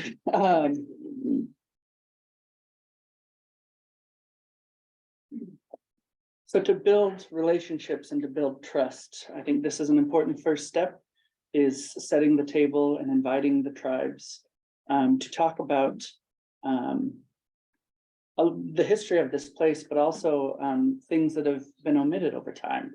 And it's important to come to be earnest in what you're offering. And understand that we're not going to sanitize history. We're not going to sugarcoat it. Understand that there are going to be some hard conversations and you need to be prepared for that. But it's important to acknowledge that we are all committed to what we've come here to do, and that is to offer our experience and our connection to this place to inform you as you are at a crossroads in your own planning. You know, I understand there's an opportunity for a shift in direction. And so to be earnest in that approach, hear what we have to say, and also be responsible with what we have to say. What we are offering you is still ours. And so hear what we're saying, learn where we can engage, learn what our interests are, but acknowledge that all of that is still ours. We expect to be at the table. We expect to continue to be at the table if this is the first step towards a process for fulfilling our rights in these areas. So. Want me to go? I'm finished. I don't know, you're the moderator. You tell me, okay, yeah. So, you know, I think one thing, like Andrew said, is setting these tables like this and bringing us into these conversations, allowing us to bring our stories, our expertise, our regulatory authority, whatever that might be in the balance of the aggregate, and not having somebody speak for us is huge. I think trust is a foundational element of any relationship, and recognition of the fragility of trust and how it can really be shattered by really a minimal action. So if we approach from both sides with that type of mindset, I think you know, conservation lands are really a pillar of our existence, because we live in a state with 7.8 million people in it now and growing. These areas are growing. Ecotourism is having a bigger impact on all natural lands, but more specifically, the things that we hold holy. So conservation and things like that are paramount. And I think the recognition of everybody in the crowd and everybody online and the group here is, I really appreciate that you guys are embracing that ecological function and protection of ecosystems is not the responsibility of just the regulators, it's the responsibility of all of us. So the land bank, you know, build these relationships. You know, I'll openly apologize for being absent from a lot of these, you know, as a group. We're pulled a lot of different ways and we wear a lot of different hats throughout the day. And this is a place where we hold very dear, but have also been absent. So I'll apologize for that and also make a commitment that in the future, we will be at these tables and we will help and we will work together. So just setting the tables and hearing our story, allowing tribes to tell tribe stories. We don't, you know, we appreciate advocacy, but it's not what we are or what we do. We speak for ourselves. We say what we mean what we say. So these tables are absolutely amazing. 100%. Yeah, yeah. Really good points from both the other panelists on this issue. Another thing that I would point out about communication is kind of like about what Tina was saying about our workload. Like, it's insane. The amount of responsibility that tribes have to look over every single thing that's happening on our territory is insane. So I think that really like establishing some you know, relational continuity between tribes and the land bank and having kind of a point person or a liaison within the land bank would make things really efficient. You know, it is going to be really frustrating on the tribal side if we have to re-explain everything again and again and again each time we start working with a new staff member. And you know, I've had experiences with the land bank where it's like each island has a different like stewardship manager. So then it's like, okay, we're working on projects on San Juan with, you know, Doug, and like, that's really awesome. We've had all this, you know, education and relationship over the years. And then, you know, we want to go to Orcas and do a really similar project, but on a different island. And we have to start all over again, a completely different person, re-educate them, tell them about what it is. Then, you know, that person then has to go to the commission and then re-explain. And it's like, it would make it so much easier and have a much more solid foundation if there was a person who could build that relational knowledge and then bring that to the table on whatever island, on whatever project. So there's continuity so that it would make our workload much easier as one thing. But then also just, you know, having ears to hear what we're saying is a big part of the trust. It's something that I hear my Auntie Patty talk about all the time, is that we are going to want to tell more to the person that has ears that can listen. And sometimes that means, you know, your staff will have to read between the lines a little bit of when we talk story. We might not always talk in the natural resource jargon, or we might have input on some of these plans. And, you know, we're going to feel that there's a building of trust if we're talking to someone who can understand what we're saying. And again, that has to do with, you know, having a person instead of 5 people that we're having to tell that story to. Really quick, I forgot. I wanted to say something about that what Sam is talking about, continuity. Something to do to build trust in this process. Again, this is a first step, but to really make this relationship effective in the long term, developing procedural things, whether they be policies or procedures for communication or tribal consultation, procedures for engagement, and also where needed, maybe some rule changes to really be able to realize some of the things that we're going to talk about and some of the things that we've engaged with in the past. Again, Sam's right. A lot of that's been dependent on personal relationships. And what really is going to make something effective is removing the personal. The personal relationships can give way to something actionable that is beneficial for everyone and brings about something that is more positive and more, for lack of a better term, just. But truly, that would be an excellent demonstration of trust, is to see something codified that will go far beyond an individual. I think I'm gonna be the first person to jump off script for the follow-up question. So my question on that is, you know, you're engaging, particularly in the mainland. I mean, you just look at I-5 and the development and the population there. And you've got state, county, federal, all of these different processes that you're navigating as well as all of this different things. Is it helpful that we mimic those sorts of processes, or is it a reasonable approach to think about forming something that fits more at sort of this scale here? What are do you have any thoughts about that? You can say no. Do you want to go first? Yeah, I'll go first. Yeah. So appreciate the question. It's a great question. And I know we have some representatives from federal agencies, and I'm gonna contradict Andrew a little bit, but I think we're on the same page, what we think about.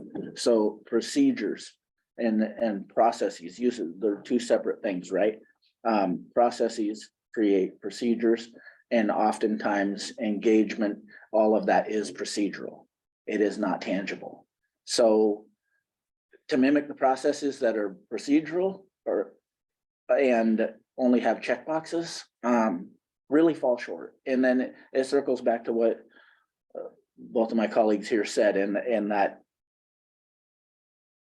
coupling a process with an interpersonal relationship and on the backside accountability, I think that's where we would find that balance. So I think yes would be my answer, is there are processes out there that are far too often procedural checkboxes versus bringing in traditional ecological knowledge. A lot of times we go into multiple processes, including with federal agencies, where that they're so developed that it is a procedural checkbox. And so we don't have those relationships, and that's where the fragility of trust comes in, because it fractures some of the strongest relationships when that happens. So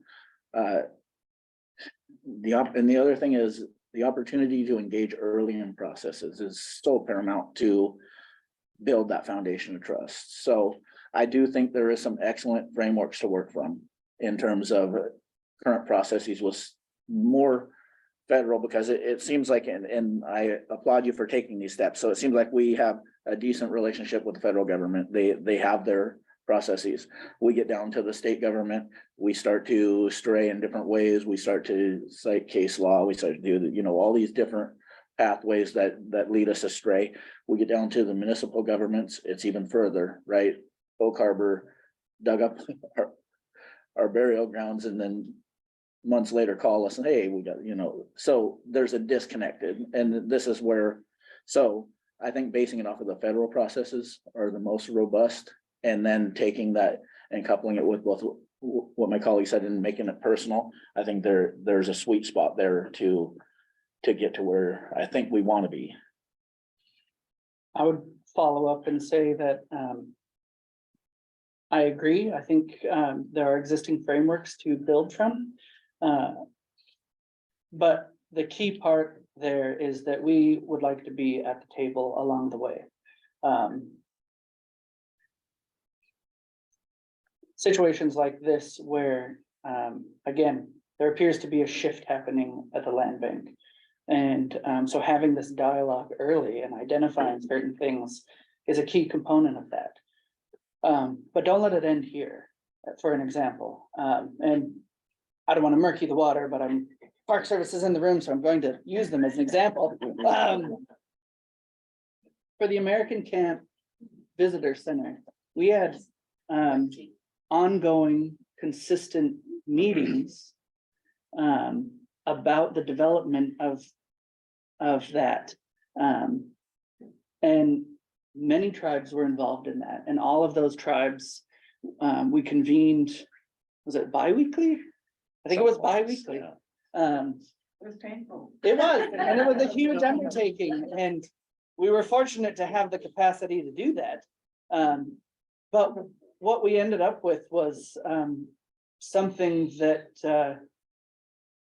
you know, we could all be okay with. We all had a voice, we all had a place in representing ourselves at that table. And it shows, if you've been out to the visitor center, there are many narratives present.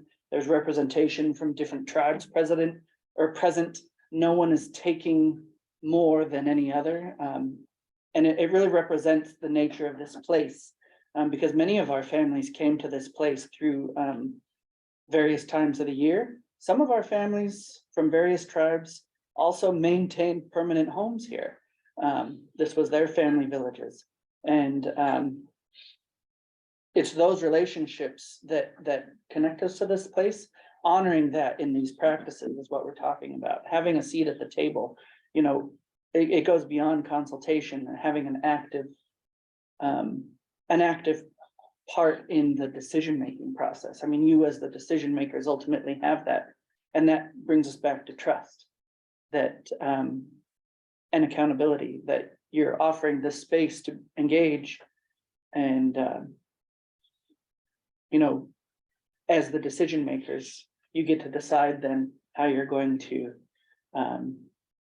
respond. So I don't want to get too far into it.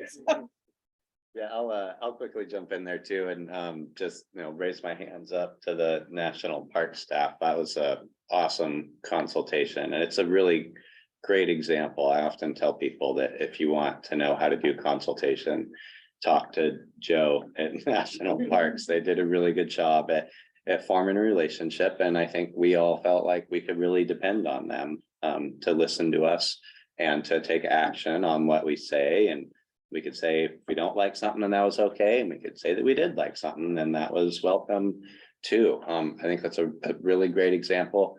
The county land bank, I feel like as a county agency, you would have even more wiggle room though, and that you should be able to do even more that a federal agency does, because you know, it's really about what the county and the citizens want. So I feel like, you know, you all could go even further with the reciprocity and opportunities that you can open up to tribes. You know, and then just one quick thing on the communication and sort of policies or frameworks or whatever. It's also really important to like know which departments within tribes to reach out to, you know, whether you're coming across an archaeology issue, cultural resource issue, there's a wildlife or natural resource issue, like part of that sort of policy and communication framework, it's going to be really important to know which departments you need to interface with, because the land bank, I think, would interface with just about everything.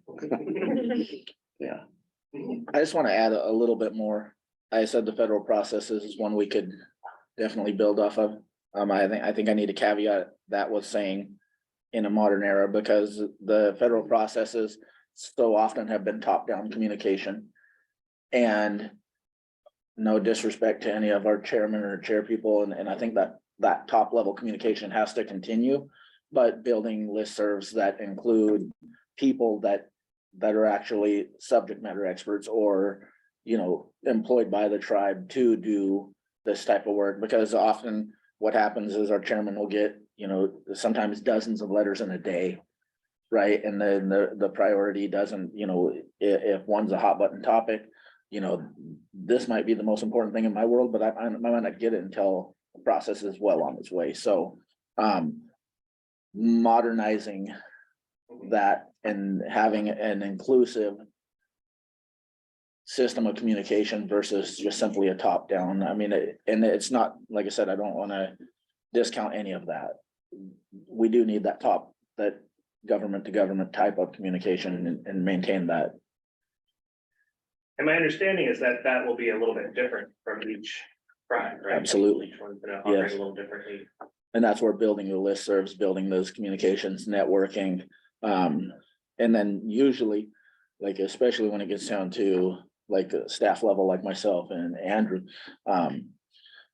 we even have coalitions that will help facilitate those processes. There's a lot of intertribal communication. I don't have a question, I don't have a personal question, but I think I understand that you all got a copy of the questions that we kind of drafted up. So at some point, I'd be interested in what, if there's a question on there for any of you that resonated that you would like to speak to, because we may not get through this whole list. But I think you said, well, I'll answer this one first. And so if there's other, I'd like to hear which of these questions you want us to hear the answer to. That's. Yeah, for sure. We're going to noon, then is that? Noon, and then we're gonna get some to eat, and we can keep it going a little bit through lunch, so, Yeah, or Yeah. have some more informal conversations. yeah, And- we, yeah. You know, we could be here Yeah. all day. That ferry, except for the ferry. I need to get to that ferry too, so we're on it. Anyway, that's all, I just wanted to say that, because I think. Yeah, absolutely. Thank you, Krista. That's a great idea. Be breezing through the questions right now to. Well, yeah, no, for sure. And I think if you don't mind, I'll go 3B resonates with me. And the question is how do panelists envision tribal use and access to lands under care of the land bank? What ideas or concerns do we have? So that one resonates with me because any land that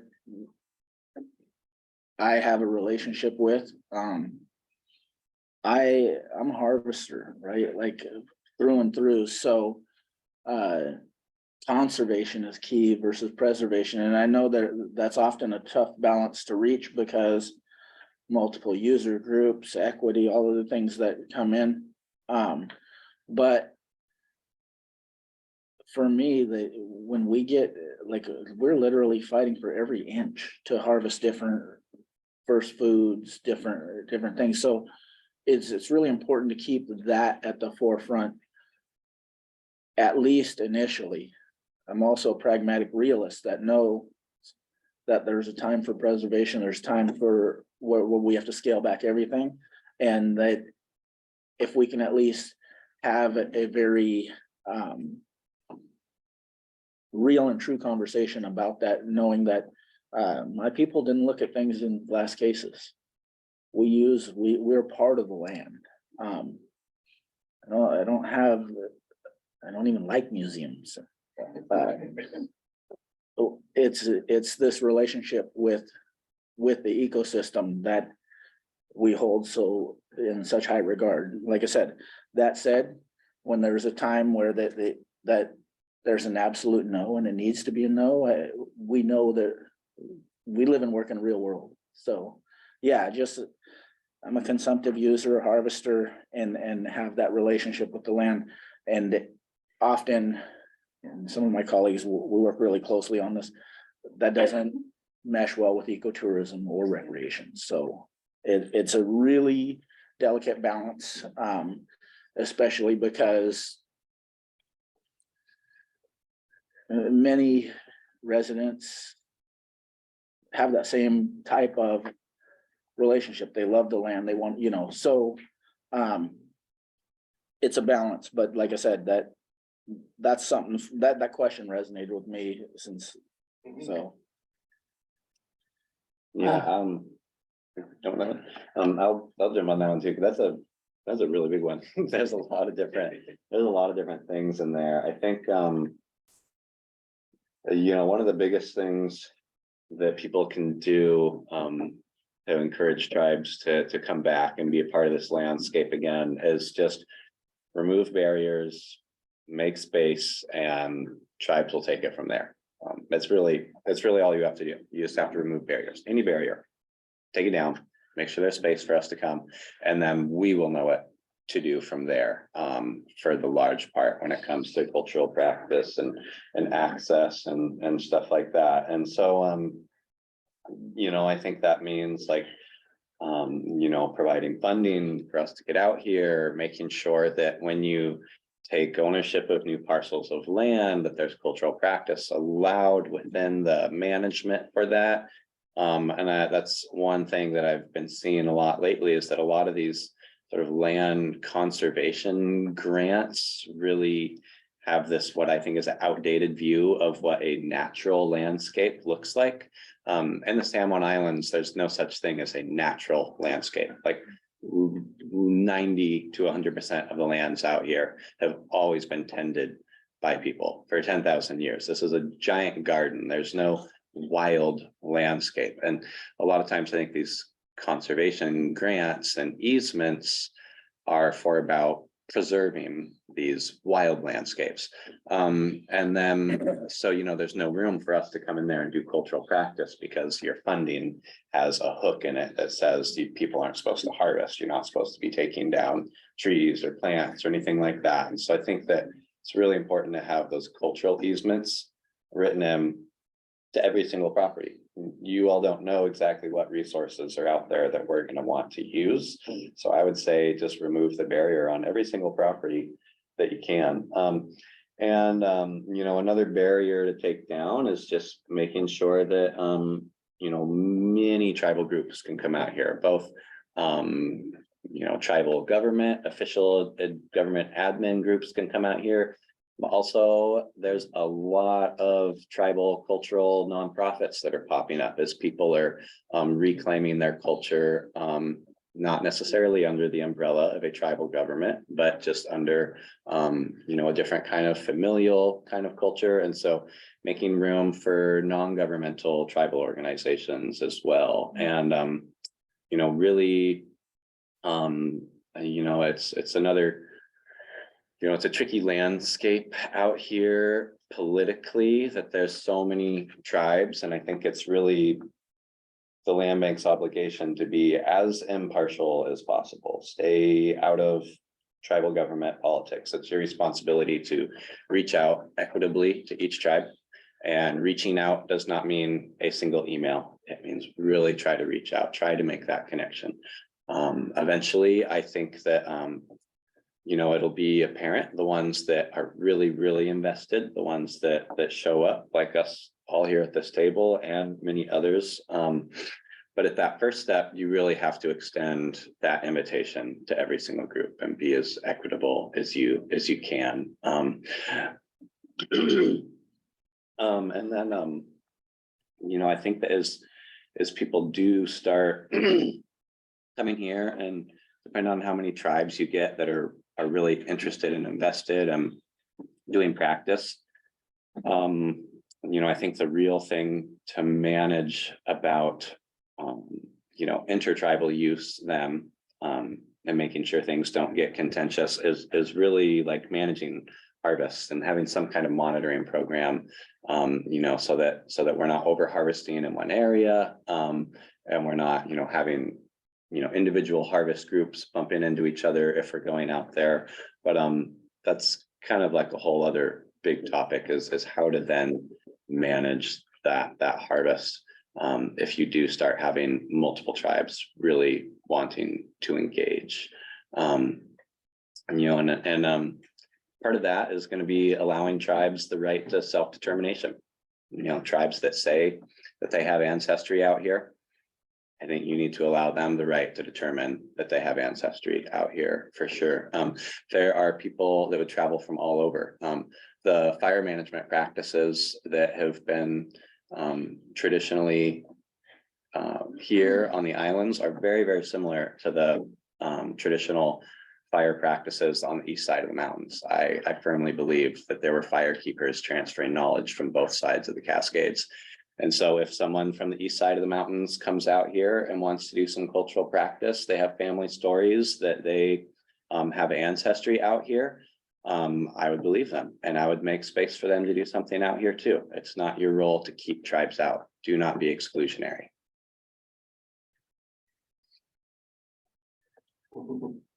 We're gonna work backwards. Yeah. I'm sorry, but I must disagree. First and foremost,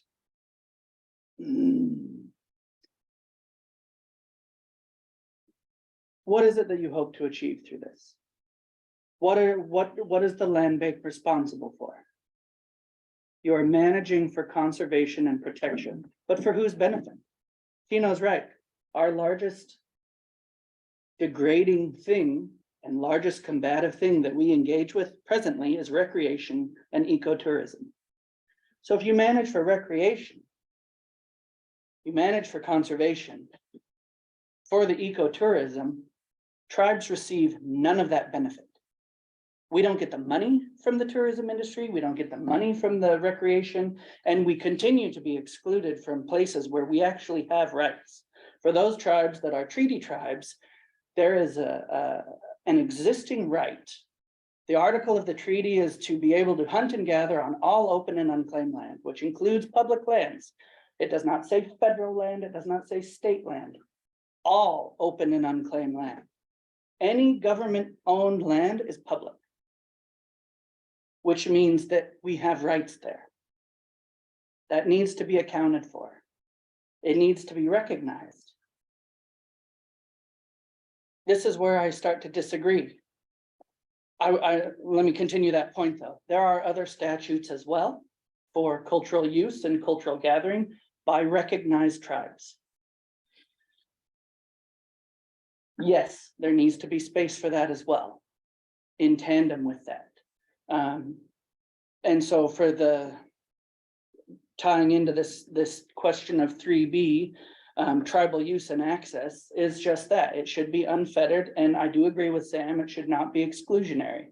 You should not be able to tell a tribe, no, you're not coming out here. We disagree with your use of that area. We're not going to come out and degrade and damage anything. But if there's something that we need access to and we have a right to be there, that should be acknowledged. And it's not about that it's being allowed, it's not permissive, that is our right. The treaty recognizes that right as pre-existing before Washington was a state, before it was a territory, before the United States was in existence, this was our right. That's what that means. I do disagree that it should be anyone with an interest, because the rights are held by the sovereign tribes.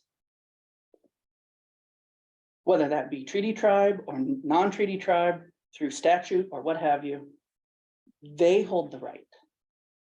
The non-government organizations, while they may be native, they don't have that right. And right now, until we get to a point where the rights are fulfilled, we cannot look at a question of equity until we look at a question of what is actually the law on the land. I will say that I disagree entirely about people coming from the east side of the mountains, because that goes against tribal protocol. For someone else to come into your territory and harvest, they had to ask permission from us. And so if that's going to be something that is explored by the land bank, you have to create a system of tribal protocol where all of the tribes with rights here get to have a say in how that transpires. That's where I look at tribal use in the role of conservation. Tino mentioned a little bit about traditional knowledge, traditional ecological knowledge, and where that's going to come into play is it comes into play with 3B, but also in 3D, collaboration with tribes, leading to greater conservation and protection for many things. First and foremost, the treaties are supreme law. And so if you're having a struggle with conservation goals, the tribes can be an ally, because we have the right that must be protected and must be upheld.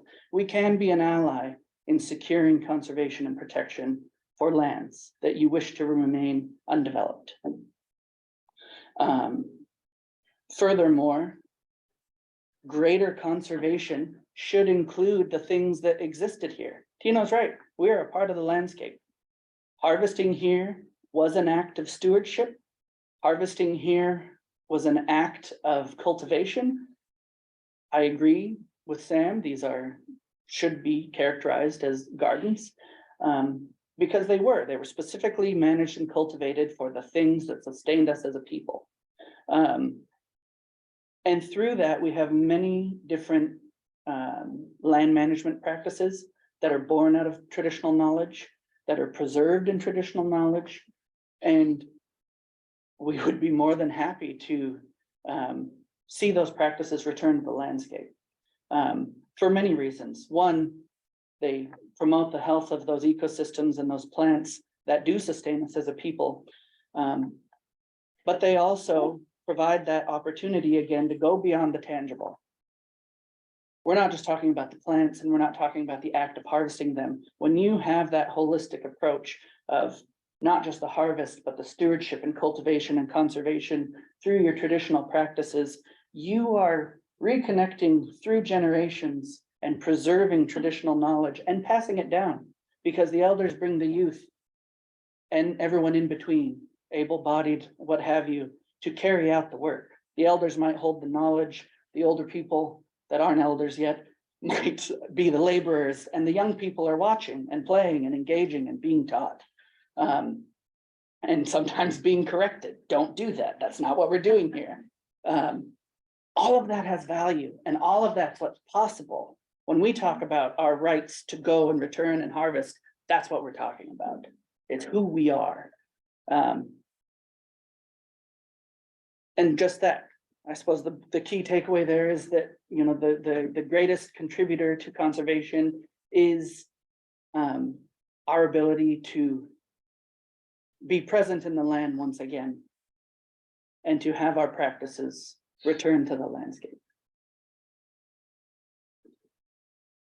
So I'd like to push back a little bit too. There's certain legal frameworks that we have to work around, and we're very aware of those. And I will say, and no disrespect to Samish, I come from Samish descent, like I'm actually, that's where my lineage lies, but the treaty is the most brilliantly negotiated contract in the history of the world, right? On both sides. It was a contract of genocide that was brilliantly negotiated and recognized in the 1930s when the Indian agent came and patted my grandmother on the head and said, "You're 8/8, and that we will work towards blood quantum to eliminate you." However, at the same time, or I guess this is before, but recognizing that if you were from African American, if you were from African descent, was 1 drop. So you needed a blood quantum system within the tribal communities, but you were considered Black if you were 1 drop. So the treaty was very brilliantly negotiated, right? And it was a contract of genocide. What they didn't account for was it was just as brilliantly negotiated by our ancestors, and the things that they reserved, the things that they reserved rights to. And that's these natural resources, that's these lands and waters that we hold so holy, and the recognition of what self-determination, self-governance was, and maintaining those connections, and using that treaty as a supreme law of the land. And then, so we take that, and then we take a step 2 into the land bank, and we start looking at acquisitions, and acquisitions leveraging with public dollars of any sort, land and water conservation fund, post-acquisition frameworks, all of these things, and we're bound by all of these aggregate of laws and structures. So finding that balance, but I think we would be muddying the waters for one, if you were to open it up to everybody. I agree with Andrew, would be breaking tribal protocols. And we need to, again, going back to the word foundation, we need to build a foundation of what works, what's possible, and then what's legal. And then after we have that foundation, then we can start getting into some of the social justice and things like that. Some of the post-acquisition frameworks on available funds. Really, it's a huge culture clash with us because it requires multiple use concepts and things like that, open lands. Like I said, we're very aware of all of these, and we're willing to work with anybody, but I think that foundation of laws and like the treaty is, like I said, it is what we refer to as it's our inheritance. We didn't inherit land. We don't have anything that we hold dear except for the connection to the land and waters. Like that's where, and that's what, like I said, it was, and it's the most brilliant contract ever negotiated. They didn't count on us being this resilient. They didn't count on us. They didn't count on the counter brilliance of the indigenous people as they negotiated that contract with James Douglas sitting right here off of Vancouver Island and Isaac Stevens consulting him and actually severing the ties, right, a couple miles away. So they didn't count on the counter brilliance that the tribes were actually negotiating for something bigger and for today. They were negotiating for today.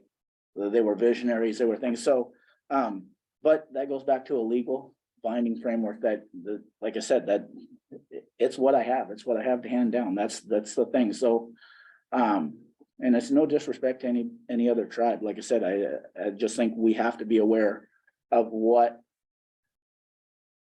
possible and what's legal, and then try to find that balance there, and then we can get into a lot of the other things. So, and those are conversations I look forward in the future, where we get into the nuances.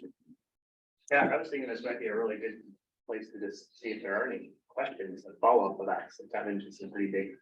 I did just want to say real quick, nothing but respect for all the other panelists, and I think Tino described that really, really well.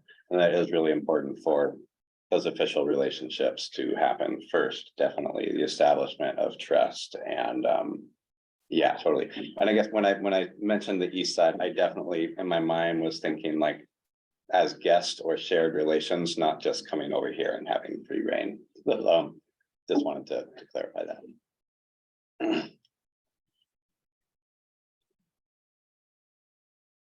Excuse me, so as a land bank staffer, I, based on Orcas, I've participated in conversations over the last couple of years about how we can better engage with tribal partners and, particularly the communication is who do we reach, how do we do it in a way that's not overly burdensome. I know you described how you have a lot of demands on your time, people looking for your attention. In the course of those conversations internally in the land bank, we, eventually extended them to other county departments, trying to figure out, is there a county strategy? Because we're a department within the larger county. And I think the consensus was that, the communication rather than individuals, individual staff of the tribes should be government to government, potentially county council. And then, should these various requests or opportunities to share, ideas or management plans, should those they be packaged? So it's not individual, multiple emails. And I just, I've sort of been personally at a loss at how best to do it. And it seemed like we were moving towards some sort of county liaison kind of structure, and it might not be up on the current thinking on it, but just curious your views on how you think we should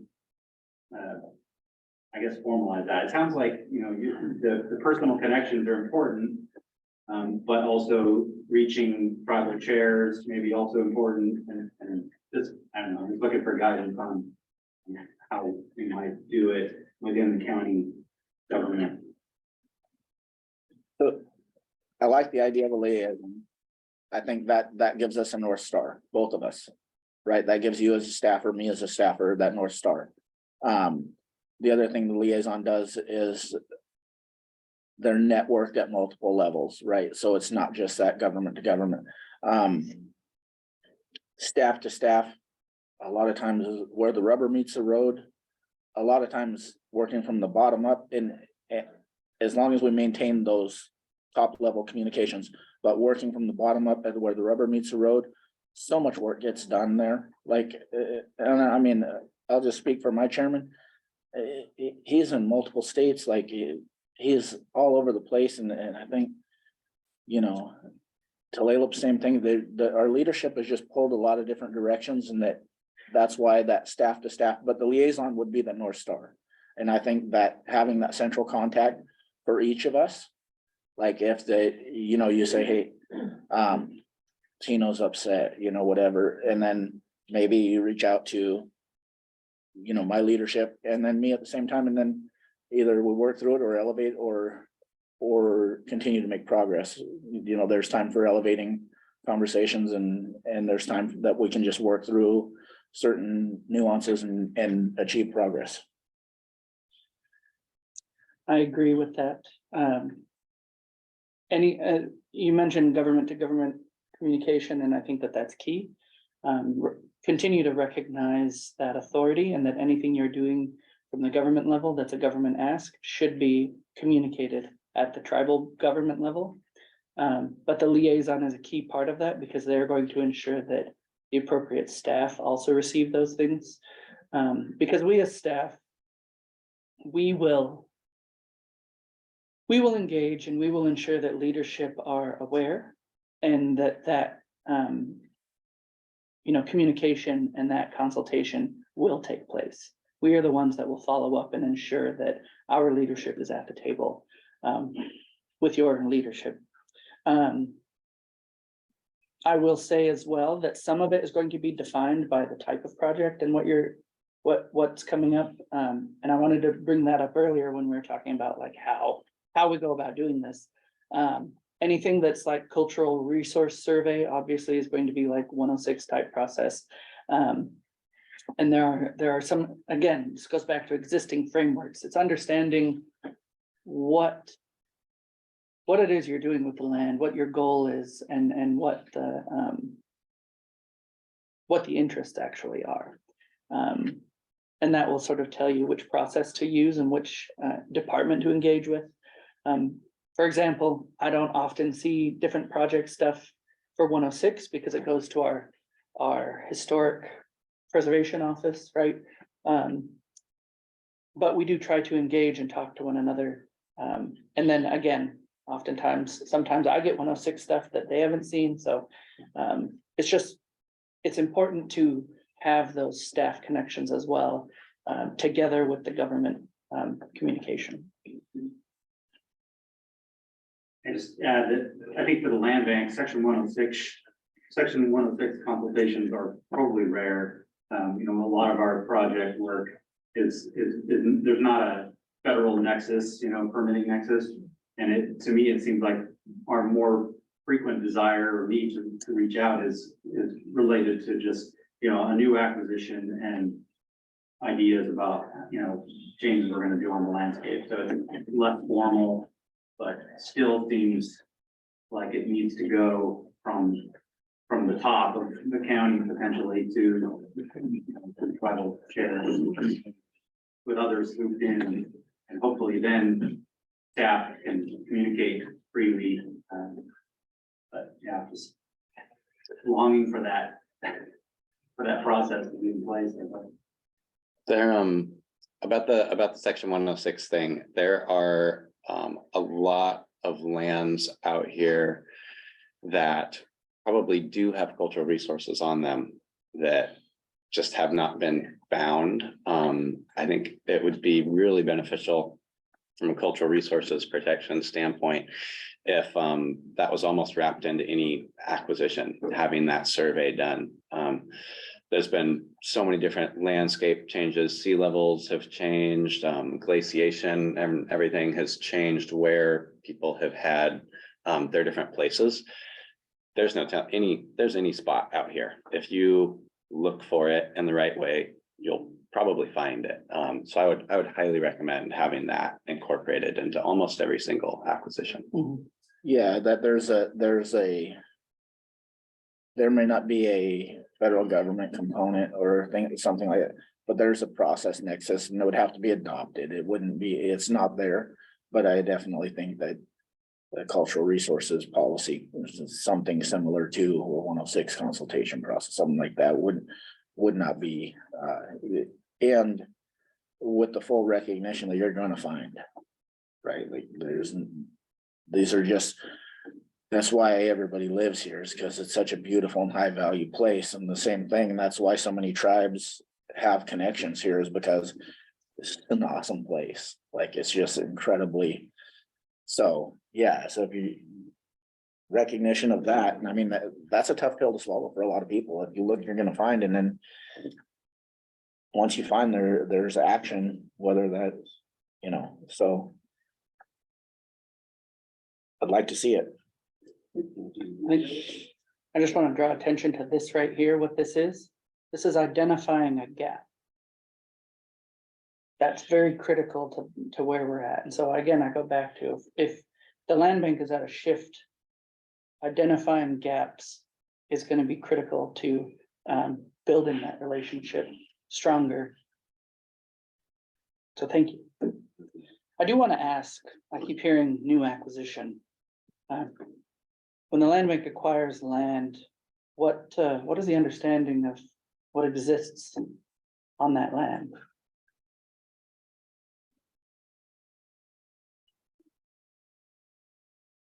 You're looking at me. So it varies from property to property. You know, and there's an assessment period that goes forward, but we don't have a perfect recipe for that. I would say there's been an emphasis on the ecological side. There's areas where there's known cultural resources. But yeah, I think it's, you know, a really good point to, and one that I think we've been taking more close look at, is this idea that through 10,000 years of occupation in the islands and active management, it's not, you know, a wrong idea that the cultural resource side is just drawing a line around the archipelago, right? So I think that you're right in terms of the gap, and that's part of what this process is going to be generated towards, is kind of examining our relationships and our processes, and hopefully making some strides in that direction. So yeah, we typically do have a period of assessments: ecological, historical, cultural, recreational, and then it's trying to, you know, weave all these things together into the development of a stewardship plan that takes place. So, yeah, and I would agree with Peter. You know, we really a formal section 106. I've worked with the land bank since 2004. We've never had to do it. And through some of our planning processes in the past, when we're doing projects, that was being funneled through community development. And they were the ones who were coming back to us with what we needed to do in terms of any sort of consultation. That also, getting very blunt here, in all the time that I've done that, I think I've had to come back like once, which is kind of crazy, right? And so I think starting 4 or 5 years ago, we started trying to take this on ourselves and just include that in the planning process. So that's, I think, if anybody wants to add anything to that. Oh, sorry, go ahead. Yeah, well, I'll just add that, you know, we're going through a constant evolutionary process when we're looking at properties and what's important and trying to figure out what, you know, because we've got limited resources, what can we do, where can we do it?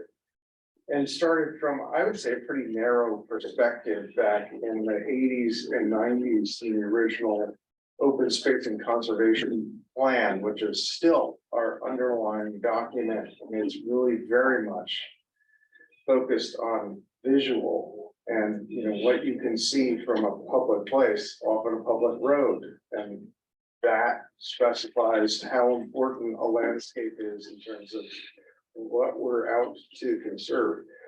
We've moved way beyond that. So if you look at that document, there are a lot of places that are highly ranked by that plan, some of which we've worked on, some of which there are other places that are very low ranked, which we consider to be extremely important because we're trying to take these other things into consideration. And so cultural resources is definitely one of those things that we're looking at routinely at this point. And we're tending to look more at the ecological variables than the, you know, hard for me to express, but that visual component, I think, has become less and less. It's still important, you know, someplace like Turtleback, which is seen from everywhere, you know, that's always gonna be a big factor in how we decide to pursue acquisitions. But there are so many other variables that we really need to look at, and we continue to change over time to try and keep up and find the most important. One thing, go ahead, Patty. I just want to say, there's not one speck of this land that doesn't have a cultural significance. There's not one speck of this land here in the San Juan Islands, which was a nexus for all Coast Salish people. We had no border. We were like the salmon. The salmon don't stop and show your passport coming into the Salish Sea on this side. And so it's due diligence. An old elder woman would say, love that word, due diligence, thank you. Due diligence. And it could be you and I that created something, and we really want to look to the future and conserve this area, and we really, our hearts are the right place. And you can anticipate that there needs to be an archaeological survey on every square grain of sand. That doesn't mean things stop, but you know what you need to protect. And you know what it's going to be, and it could be even in after contact. That's critical, because we all have our culture. And so one of my biggest frustrations with the National Monument, which we didn't ask for, was that this National Monument was going to create trails and more tourism, and it's been blah, blah, blah. And we were, what, 2-3 years into it, and they still haven't done a cultural survey. And I'm just a real common sense person, and I just kept bringing it up. They finally did one. Because when I finally said, how much has been spent? And it was just a speck of green in the sand. And so this is Coast Salish homeland, the biggest part of our homeland. And it was, and it's understanding the lifeways of our ancestors, and that some of us, we all do still live this. Traveling back and forth, even if it's just looking at it, smell it. Because this was our home. Babies were born here, people died here. We had our homes here. And a home was not a single building that was secured in the ground for 50 to 100 years. It was on your canoe. The home was all of us. And so I think I'm so appreciative that this conversation is happening in the years I've been coming here and just being afraid to come here and just listen and then engaging. That we're at this point, because I keep saying, if the San Juan Islanders don't start looking at their lifeways and how they love to live here, you're gonna be facing what we're facing. There's too many people coming, too much tourism that's ruining your beauty, my sacredness here. And so due diligence, if there's no 106, do it. It's the right thing to do. And then when you come to Tino and say, I think we found your village site up by the Gary Oaks there. Our Gary Oak was so critical to our diets. This right here, this was critical. This was critical to our way of life. And so I think my advice is do it. Set that budget aside. It's a budget item. And that secures it for you. And also, it also prevents me, Patty, go into Layla. I mean, it's gonna sue you if you don't look at her. After you find something. And we find out about it long after. It's like what happened in Anacortes. That never should have happened. But it's called willingness of the heart to work with all of these. This is your home, this is my home. And for future generations, we see it their home. To Layla, maybe 10, 15 years ago, was that, what do you say, Andrew, 3,000 membership? We're at 6,000 something. That's unbelievable to me. When I was born, I was numbered 323. Look how far it's come. Busy, busy people. So it's really important, if tribes can say anything, beg you to send those cultural surveys. You get a piece of land, there's a lot of history there, past, present, and future. I think the other thing I would share is that at least a personal approach is not just even looking for an artifact or something like that, but also trying to understand context. That these things don't exist in a vacuum. This is the special place here, and all this was this, you know, an accessory. There's understanding that context, and and Sam and I have had a lot of conversations over the last few years in that vein. Building off of what Patty said, is the other thing that I think would serve us all really well is recognizing capacity through collaboration. Right? The tribes have made such significant investments into staff, like, I mean, I can't tell you how many projects we work together on and where our paths cross. It's just, but the one thing that's the beauty of it all is that the tribes have made significant investment into everything we're talking about, into, you know, identifying, preserving, perpetuating our existence. So recognizing that and then building your own capacity through collaboration and making a better end result, a better place for the future going forward. And that's going to be a tough task with the population. Like, we have some real challenges. And I do recognize the constraints of limited staffing, limited abilities, things like that. And then, like I said, but there's subject matter experts, both from a Western scientific perspective, as well as traditional ecological knowledge housed in the tribal communities. And we work together. There's a lot out there that can build any coalition. Did you still have Pete? I think Lincoln covered pretty well, but just thinking about the evolution of the land bank, I think it's true that we're learning, we're, you know, evolving all the time. The two most recent acquisitions on Turtleback did have cultural resource assessments done.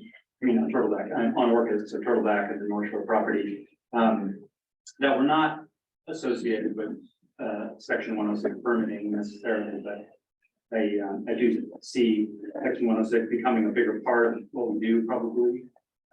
In both of those cases, they didn't find any cultural resources through the survey, but just in terms of budgeting, you know, it's about $10,000 per property to do that work, and seems like a reasonable investment on the front end of, you know, a new acquisition on that.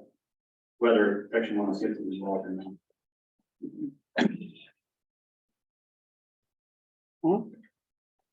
I have a question about what recreation has come up and trails. I think all of our new acquisitions have trails planned. And we talk about recreation. I just want to know, I guess, what your opinion is on that, or how do we balance that with other uses or interests? So lands that will have multiple use, serve multiple purposes. What I said earlier about, recreation it doesn't benefit the tribes. I stand by that. That doesn't mean that we're trying to do away with it. What we ask for is responsible planning with recreation. And so if you're planning trails, understand what the impacts are on the landscape, both in plants and wildlife. Understand what those impacts are to the tribes. And this goes back to this. I wanted to stay away from the politics of it, but again, going back to the treaty right that exists on open and unclaimed land must be accounted for. And so you cannot have recreation that degrades the resource to a point that it becomes inaccessible because it's a further taking. And so account for the impacts on the environment, account for the impacts to the tribes, and that requires consultation. You know, we will identify our interests and we will offer our feedback to either what plans you come to us with, or if you involve us early enough, we can sort of maybe build a plan together that, again, will serve us all. But it must be sustainable, and that's the key part of it. You know, otherwise, what's the point of the conservation if the trails become the thing that is the most degrading? And the thing, like the lesson from the National Forest, for example, is lands get loved to death, right? There's so much recreation, and even though it's non-consumptive, you're now having environmental issues as a result of just the amount of foot traffic in the area. Never mind trail runners, mountain bikers, electric bikes, motorized trail use, unsanctioned trail expansion as people, because people don't like the crowding either, so then they go make their own trails. So you need to really think for and anticipate what those impacts are going to look like and what that means long term. And piggyback on that a little bit is just, you know, in planning processes and things like you're talking about in conservation lands, we target low impact recreation, right? And recognizing that one, there's a carrying capacity to any, from an ecological perspective, there's a carrying capacity to any landscape, and low impact is not no impact. That's a tough concept. And then, like I said, then you couple it with an acquisition framework, right?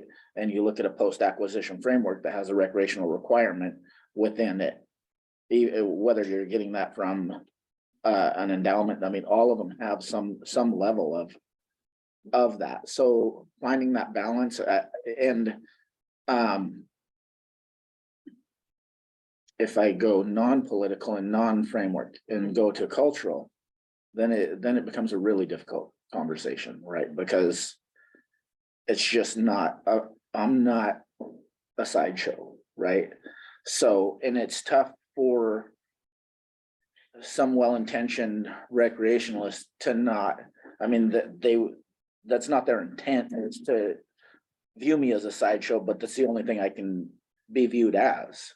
So when you step away and into that cultural side, it becomes even more difficult. But I think even the first, looking at it from an ecological perspective, and low impact is not no impact, in that there is a carrying capacity to each landscape, and accounting for those impacts, that's a tough enough dilemma to, I mean, that's literally, we're fighting every day to try to find this balance. And like Andrew said, and it's in planning, but there's so many things that you can't plan for just because of, you know, the situation we're in with the Puget Sound region being so popular. You know, it's pretty easy for anybody to get from place to place. It's just, it's a really delicate balance. I think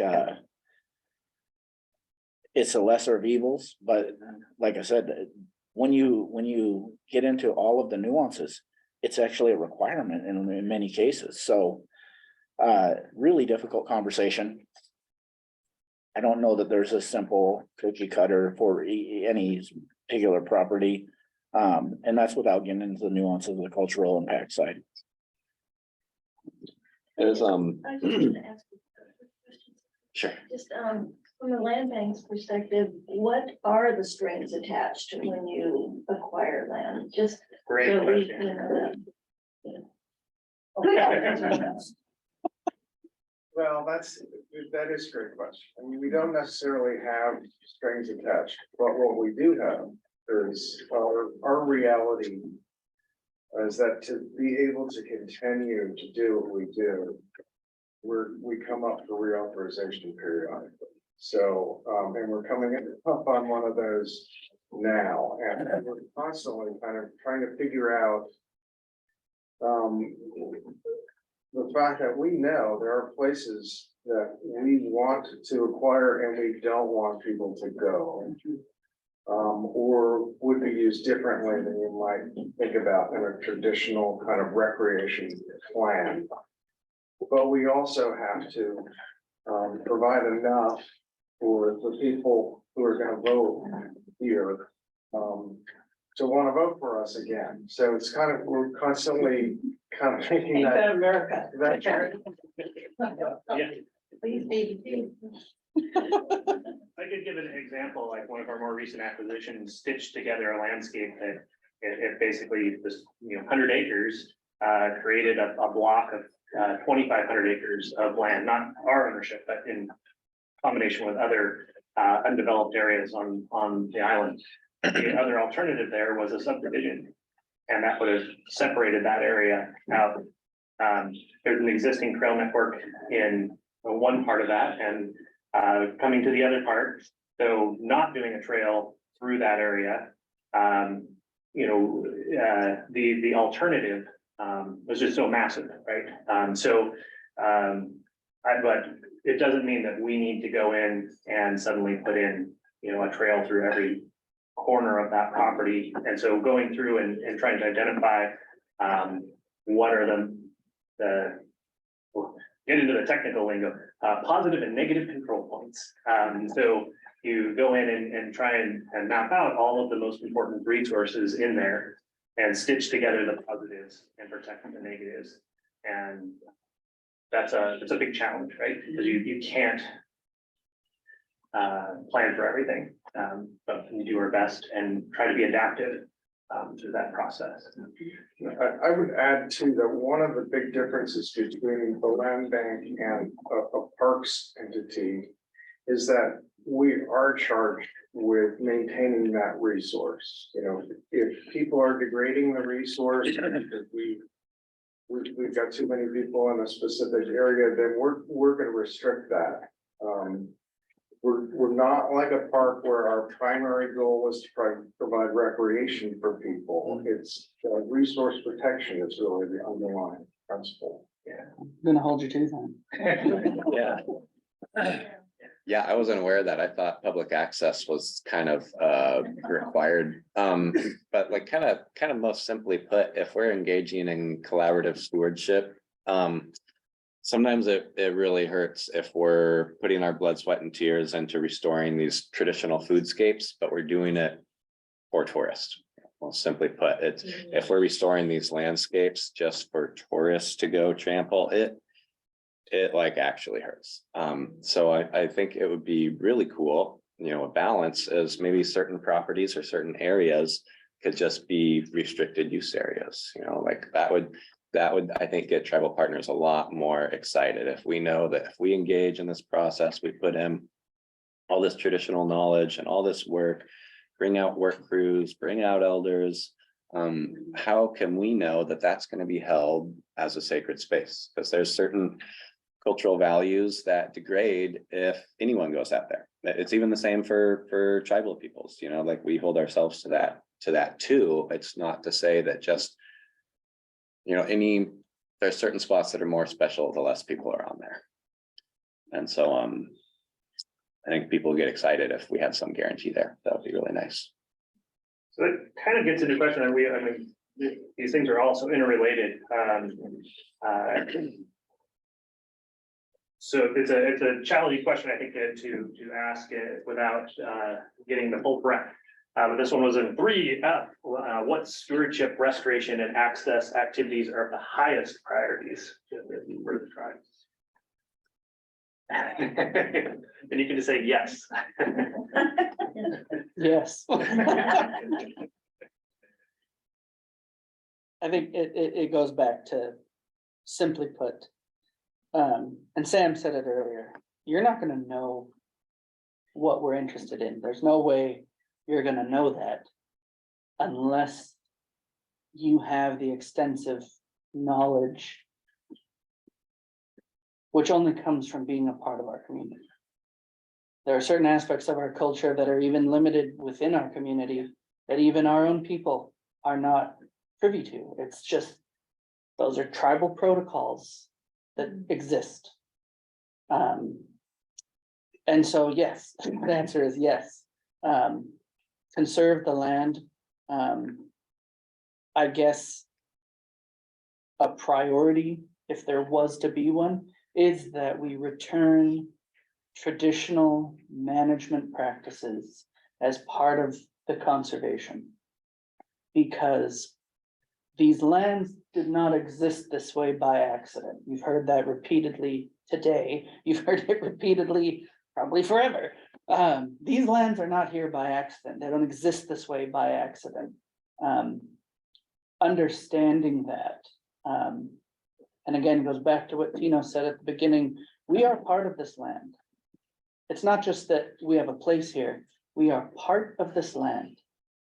It has shaped our existence as Indian people, and we, in turn, have shaped it.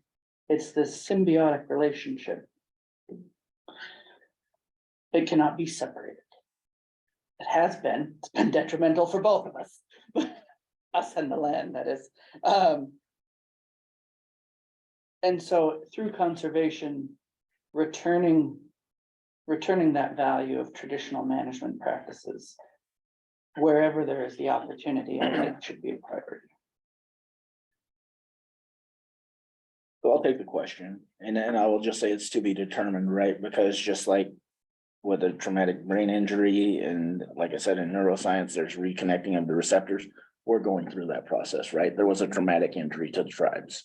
So determining what the reconnection looks like is to be determined. So stewardship, all of the questions or all of the elements of F, I would say are to be determined, because this is what I said earlier about my ancestors having a vision, right? Is that we're here. We're here, and we will work with you to develop those. And my hands go up to you for offering us the table too, and asking a question of that magnitude, because it's huge. Like I said, we fight for every inch, and if you walked a mile, you would realize how important just the smallest things are. So, like I said, that my answer would be to be determined on that, and I look forward to identifying that in years to come. There's a few things I'll throw out there, and that's that healing the land is healing the people, and healing the people, same thing as healing the land. And that can take many forms. It can take forms of, just providing opportunities for tribes to be on that land and do that work with you. And then there's these cross-cultural healing that happens as well when we're all working towards the same mission of restoring the beauty of this place. Aside from that, I think, opportunities for cultural practice such as canoeing, harvesting, camping, having opportunities for tribal youth education, opportunities to have elders go out there with the youth, visit these sacred spaces. Those are all things that I think are really important that we should find ways to do. We did just do a really large camas bake just last weekend on Whidbey Island, and the wind started to pick up and all of our tents and pop-up canopies started to blow away. And it's like one of the things tribes need to do real cultural practice and have a presence is to have a longhouse. If you expect tribes to come out here to be engaged, you expect us to have trailers full of our camp gear so we can just, come and set up for just a little bit and then leave like we were never there. It's really hard to build that capacity, and it's hard to make that sustainable. And I'm just throwing out ideas here, but it would be pretty awesome if there was a longhouse space where tribal work crews could come out and stay for a week and do cultural practice. Yeah, it's a wild idea, but I feel like, if people put their dreams into it, it would make the sustainability of tribal involvement a lot easier for us to bring our community if we had a place to bring the community to.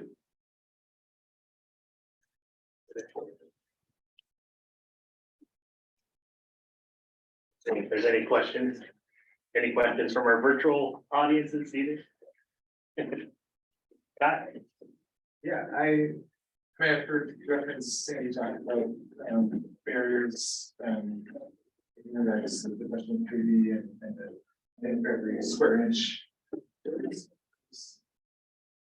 some of those barriers that the land bank or other county organizations may be involved with that we may not be aware of. And you could invite us to be looking at that could be decreased and then allow for more trail access.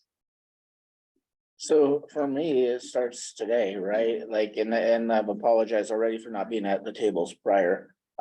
Like when we go back to the 80s and stuff, the tribal capacity was at, I think, 9, literally. And that included a general manager, a single lawyer.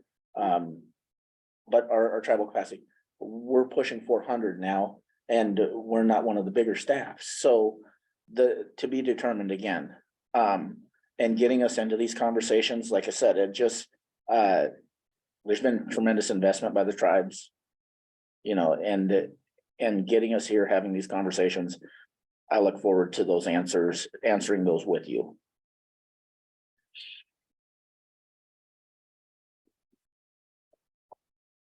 Hard to know what we don't know. Yeah, I've thought about this one. I struggle to see the barriers. Right now, there's such disagreement about, and it's nobody's. I'm gonna let y'all off the hook. It's nobody's fault today. There's a lot of disagreement because there has not been the communication. There's not been an understanding.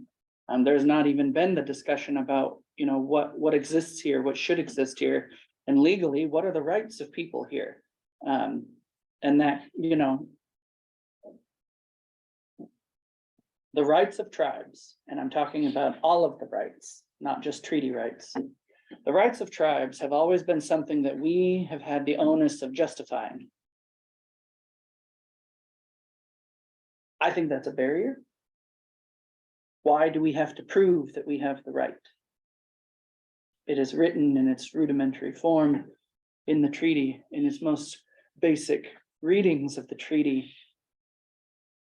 As I said, open and unclaimed is what it says.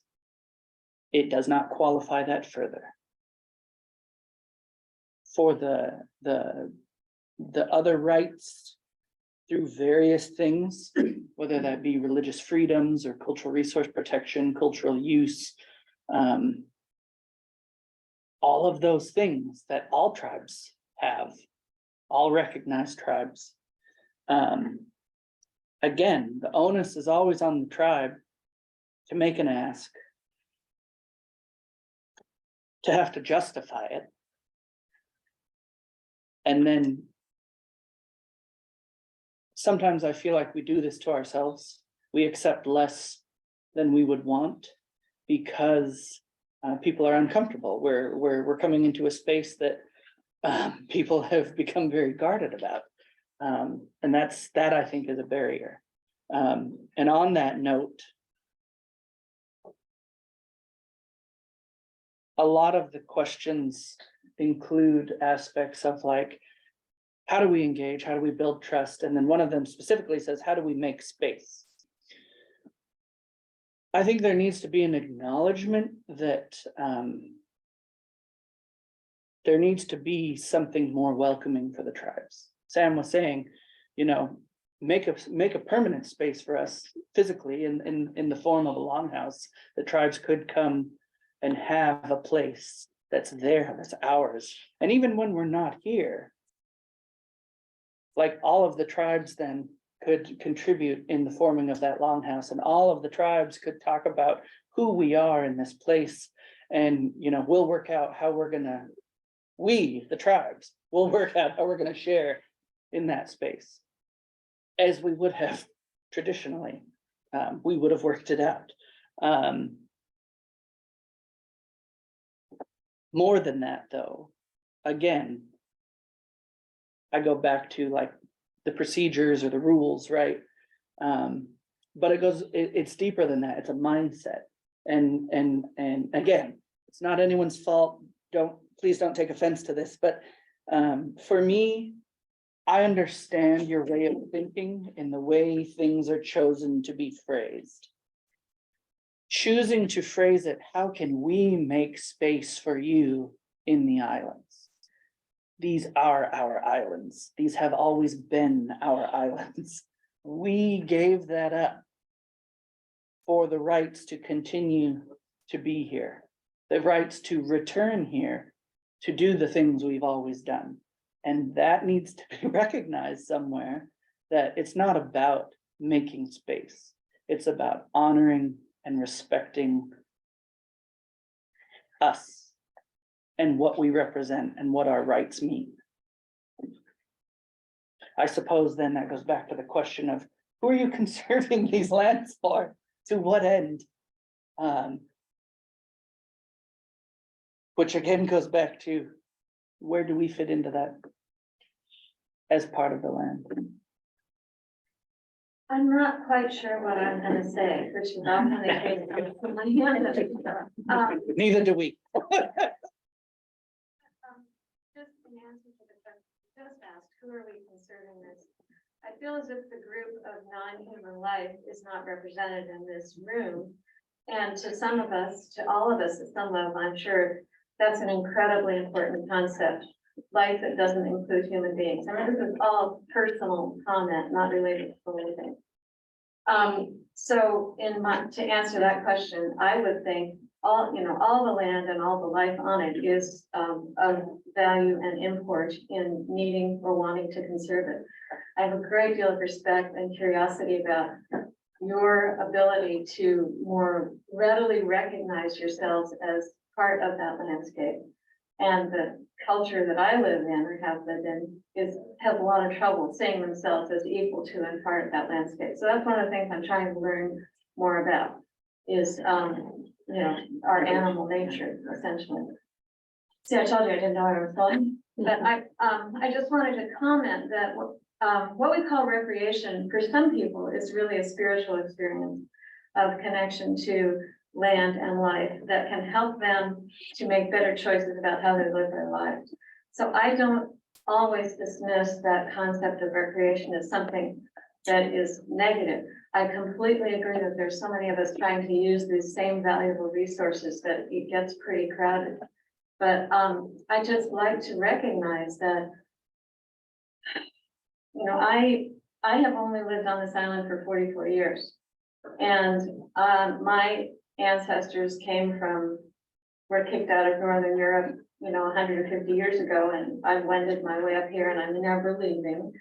I'm so grateful to be here. I just want to put out there that while I completely honor and want to know more about the tribal perspectives and connections, I also recognize how intricately connected all of these problems are with perhaps the basic problem that there are too many humans trying to utilize this particular special.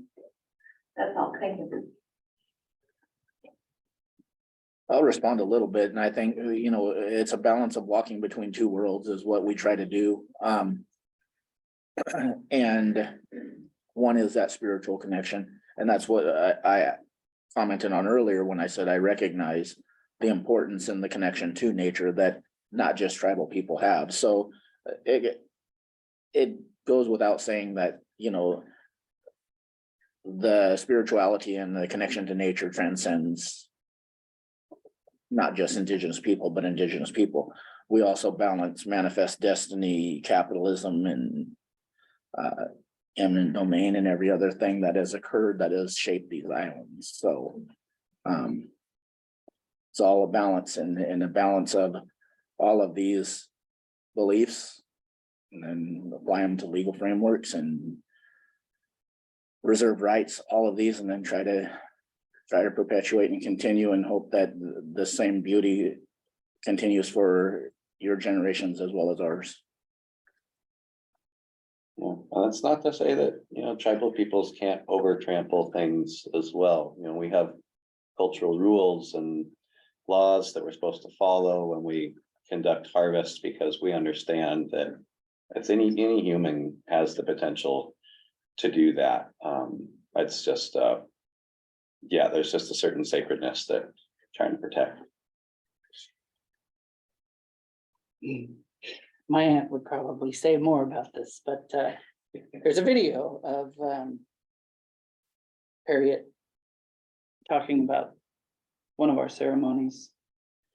And it was often misinterpreted that we worshiped all things, right? And she characterized it differently, that it is a deep, profound reverence for and respect for the spirit and the life of all things. And so what you talk about, this readily accepting ourselves as part of the landscape, we acknowledge that we would not be here without it.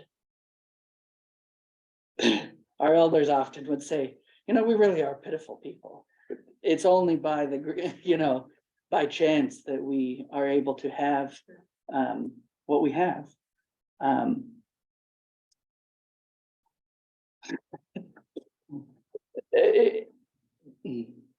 It's not a mistake. You know, we are very intentional. That's not what I mean by saying it's by chance. It is that recognizing that we are fortunate and that it is a responsibility to acknowledge that and to take care of that. And there are many more teachings about how we choose to exist in this world. Because it's not for us. We are passing through. The way that we engage with things is not to cause damage.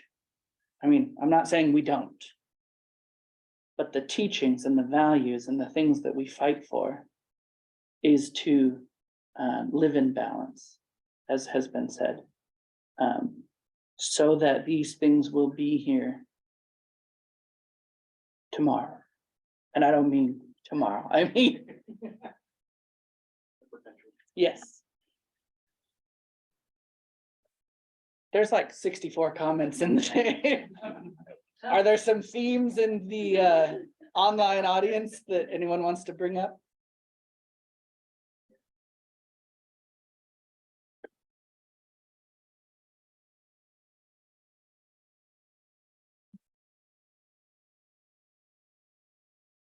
Oh, there's nobody raising hand or speaking up. Well, while Andrew reviews that.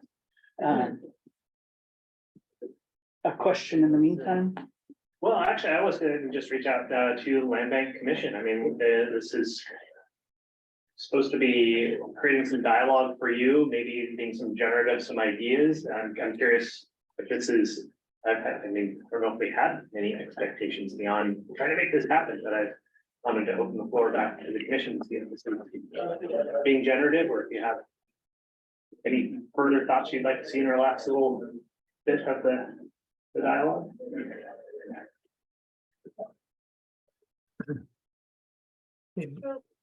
I appreciate each of you being here, and I'm learning a lot. And I'm also aware that other tribes who have territory here in the CLC are not here at the table right now. And I'm curious about how you recommend that we move forward to incorporate comments from all the tribes. How do we best do that? One of the questions that was put out there was exactly that. Are there ways to engage with tribes that don't require us coming here? I think it would speak a lot to your intent to go to the tribes in person. Make a point of sitting down with tribal leadership, or at least making that attempt. And they may not, you may get turned away. Or it may not happen as quickly as you would like. Again, we talk about capacity issues and many things that we face. And also within that, many of us continue to live cultural lives, which requires us, as Tina said, walking in two worlds between our professional lives and our cultural lives, right? Like, we're coming up on the time that I'm gonna split between the office and the boat, right? And so, and then of course, running to the mountains any chance I get. So, acknowledge that there's a lot of things at play. So don't get discouraged either, is what I'm saying. Be earnest again in your attempts. But again, I think that an in-person visit would say a lot, and I think it would show a great deal of respect. And from there, you can build other ways of communication once you establish a relationship.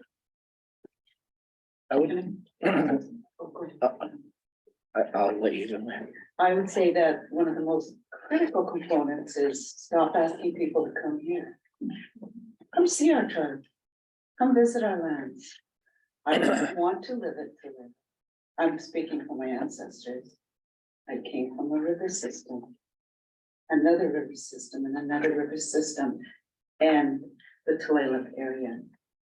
But everyone was sent there to 22,000 acres. So what we will do that day is, once you enter, we will bar you leaving for just an hour, so you know what it feels like.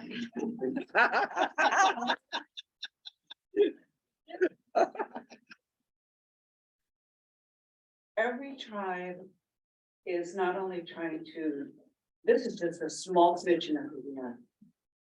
The environment, our treaty rights, that's the office we work in.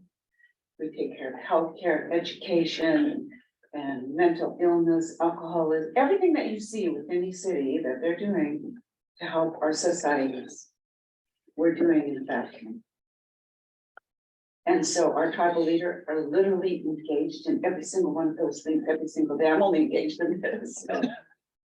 And so in order to do that, you need good contacts like Andrew and I, Libby from our tribe. And we will go to our council and say, can you set aside half an hour to meet with these people? They're going to come here. I'm telling you, this is a miracle. Sorry, in my lifetime.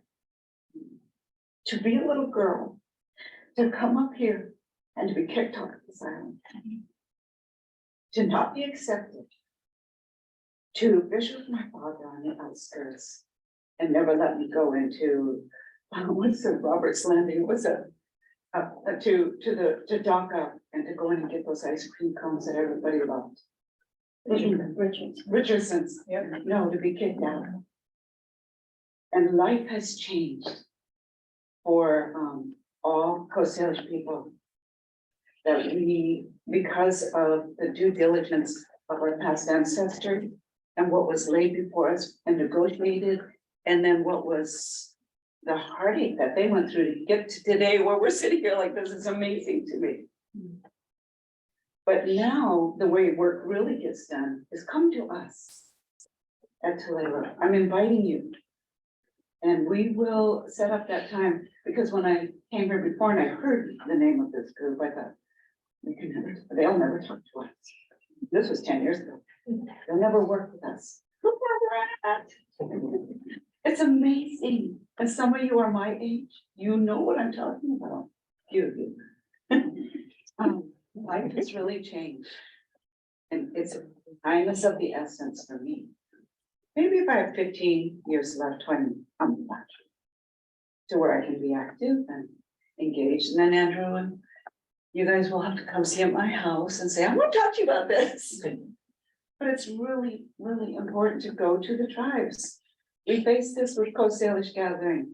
How do we get First Nation leaderships and the tribes to come together, not us, busy bee workers, and have those leaderships talk with no borders about the things that are impacting the Salish Sea. And Tino said it, from Whitecap to Whitecap, the islands, from tops here, mountains here to the sea. What's impacting that Salish Sea? Our responsibility is to that sea. It connects us all, from the mountains to the sea. I come from King Salmon. There was a long house at the bottom of the Salish Sea where my descendants came from. I didn't come from Adeline. I didn't. My grandmother at the tops of the highest mountains was a cedar tree. And that's how I became human. Long before I was human, my teachings tell me that's who I was. And I am that.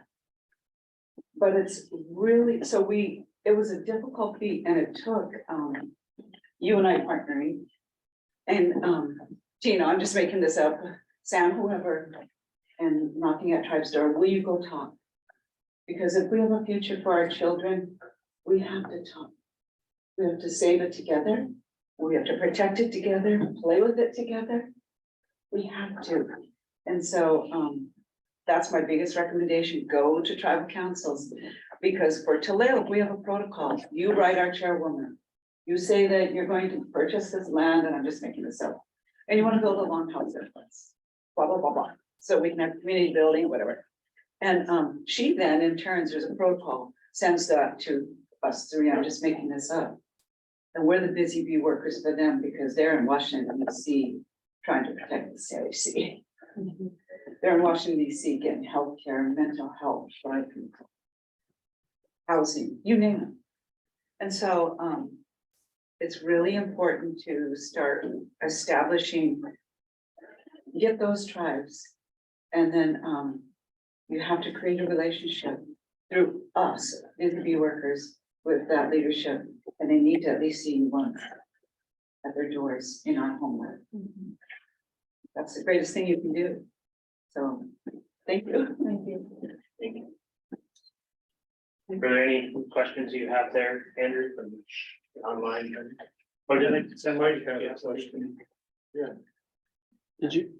No, go ahead. Mike, do you still have a question? Pickett? No, a lot of first of all, thank you for coming. I think it's the points about land banking going to your home or your home in America, your home non-island is a good idea. And I think it would further trust and understanding, but I've learned a ton today about what's important. And I've got lots of ideas. I've got 3 pages of notes and the chat is full of great ideas. So I think like most things like this, the benefit will come after this. What do we do with this? How do we keep the momentum going? And I'm looking forward to making sure we do that. And I'm hoping that the tribes on their side will do the same thing. Think of things where they know an event is going on the other side of the water and say, it'd be nice, it'd be great to have the land bank here. Why don't we call them and ask them to come on over? And I think we would set it as extremely high priority, we'd make it happen. So any kind of exchange that way will improve the relationship and come up with ideas. And we may end up starting small, but starting is really critical. And building from that, find out what works and what doesn't work is important. So I don't have anything specific, but I just wanted to voice my opinion and thanks for setting this up. Doug done a great job. Appreciate it, you guys. Thanks. But just quick follow-up question to that, I guess, if there are events that we wanted to invite land bank folks to, who is that? Is that a staff level? Is that a commission level? Just thinking about trying to follow up and form these relationships. Maybe you all don't have the answer to that right now. Maybe you have to kind of designate that person, but just throwing that question out there. If we had an event next week and I wanted to reach out, who do I reach out to? Well, or, I'd probably say at this point, probably through LinkedIn makes the most sense. Keep the conduit to the commission. Excellent. Cool. Good to know. But again, another gap, right? We didn't have a quick answer. Things we need to work. And eventually, as we were saying too, the county environmental resources is looking into this in a bigger way through the whole county network. And there is discussion about tribal liaison thing at the county level. So we're just one part of that puzzle. We just have a little bit of unique circumstances compared to, say, the auditor's office. I think it's really important that we're having this dialogue here today as well. And I realized at the beginning that maybe you guys don't even know who the commissioners are. I mean, some of them show up as they've got the little white name tags on. But is that helpful to just also know these are volunteers that submit themselves to this torture that are representative of kind of the main islands, is where the districts are broken up. So San Juan, Orcas, Lopez. And I don't know if you wanted to just either introduce yourselves real quick at the closing. I was Sandy Friel. I live on Orcas Island. I'm Krista Campbell. I live on Lopez. My son grew up with Sam. And Krista's currently the chair. Currently, yes, the chair. I'm Peggy Bill, and I'm also from Lincoln. I'm Brian Weeds from Orcas Island. Thank you. I'm Marilyn O'Connor from San Juan. I'm a pretty new commissioner, like 3 months maybe, but a long time Islander. Thank you so much. Thank you so much for coming up to us. And I'm Amy Trainer. I have the great privilege to work with Tina with the Swinomish tribe, and I'm also a new commissioner of January. And I live here on this island. And then Mike Pickett was the floating apple like head. Like an apple.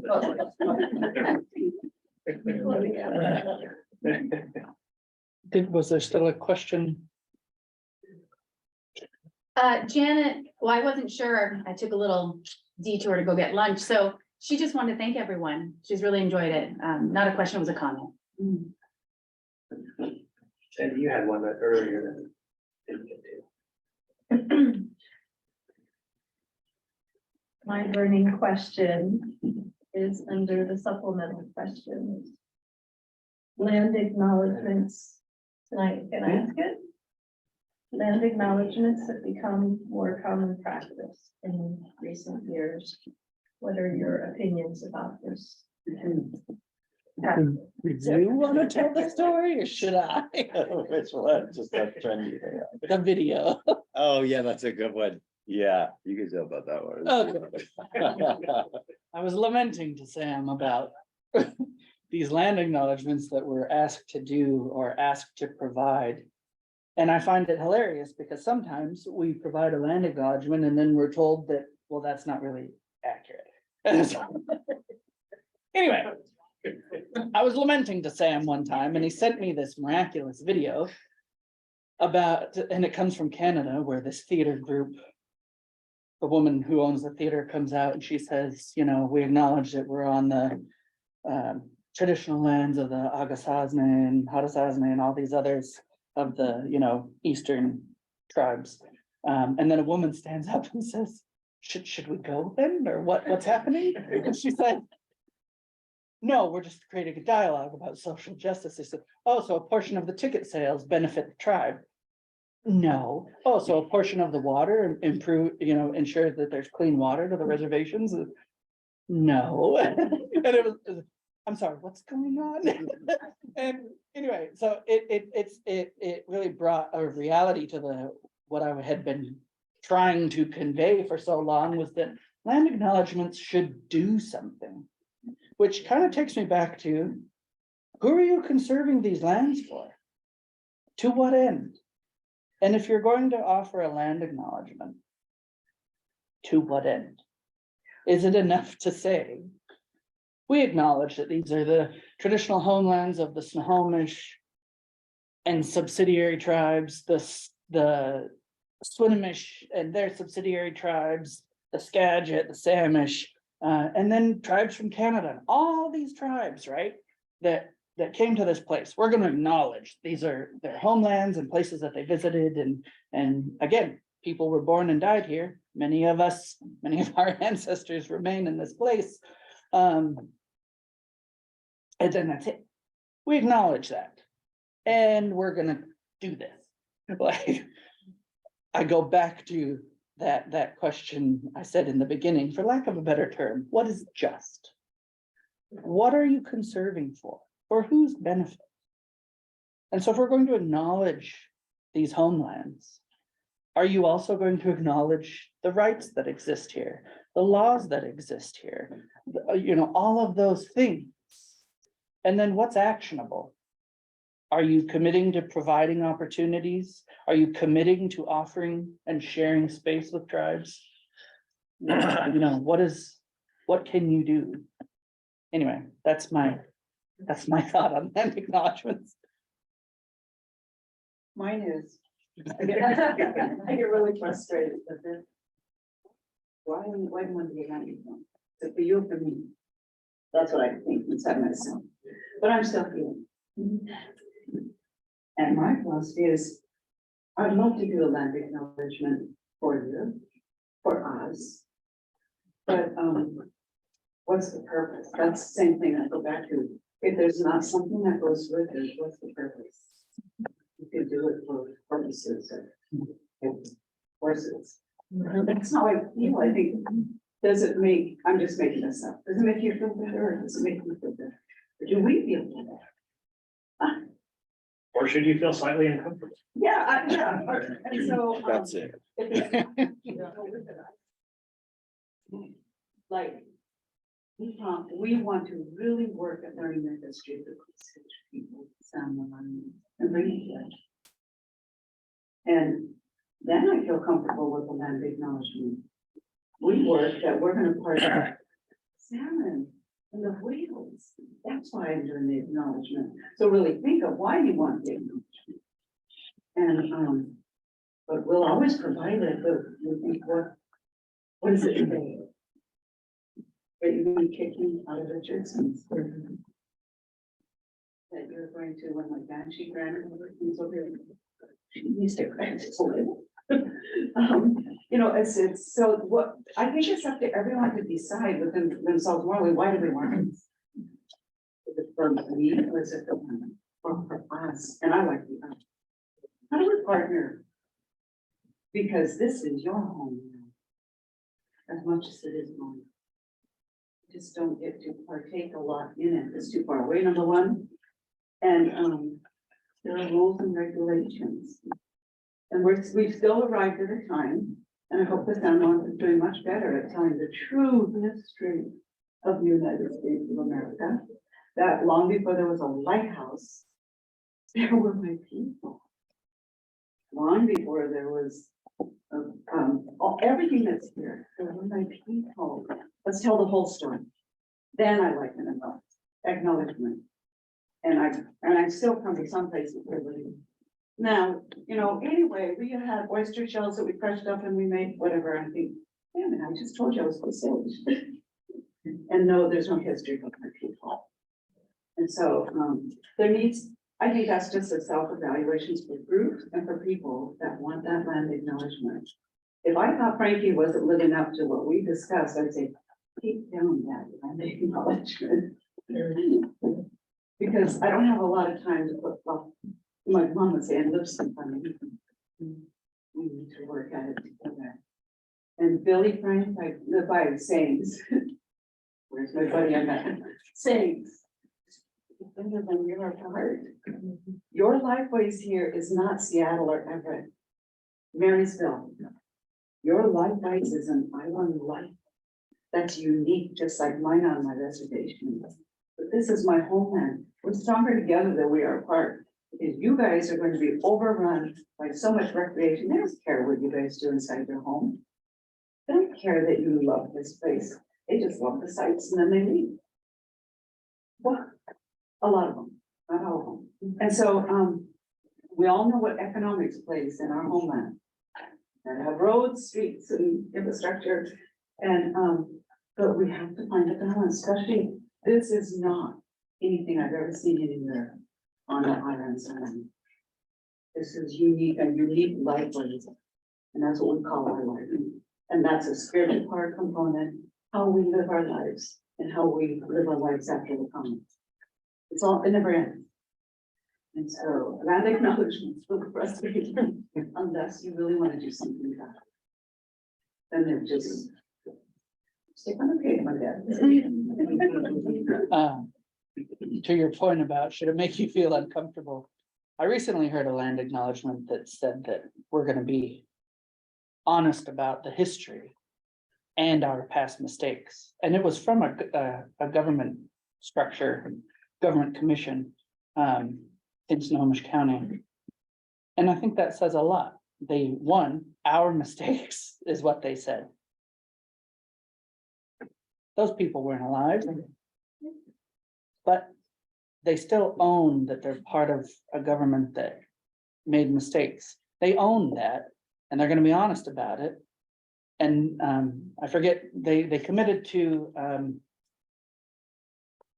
striving to correct some of those wrongs. Like, the acknowledgement is not perfect, but I think that that deal about discomfort is it's a key point. So I have a hard stop at noon, which we're well past. Creator willing, I'm currently exercising my treaty rights and have halibut lines soaking, and I will have a halibut on the line, but on the on the land acknowledgement, I'd love to touch bases later, because I think it's something that should make people uncomfortable. I think it has a lot to do with, it's not just a simple acknowledgement, it's the indoctrination, the hidden history of America, the fail to come to grips with what America has done to the indigenous people. And I think we're the fortunate ones, right? I think there's far more tragic stories, you know, across the American landscape that aren't told, that are hidden. So let's touch bases with it later, but I either have to excuse myself or, yeah. That's cool. Yeah. Yeah, maybe we move into lunch and some informal. Yeah. Thank you.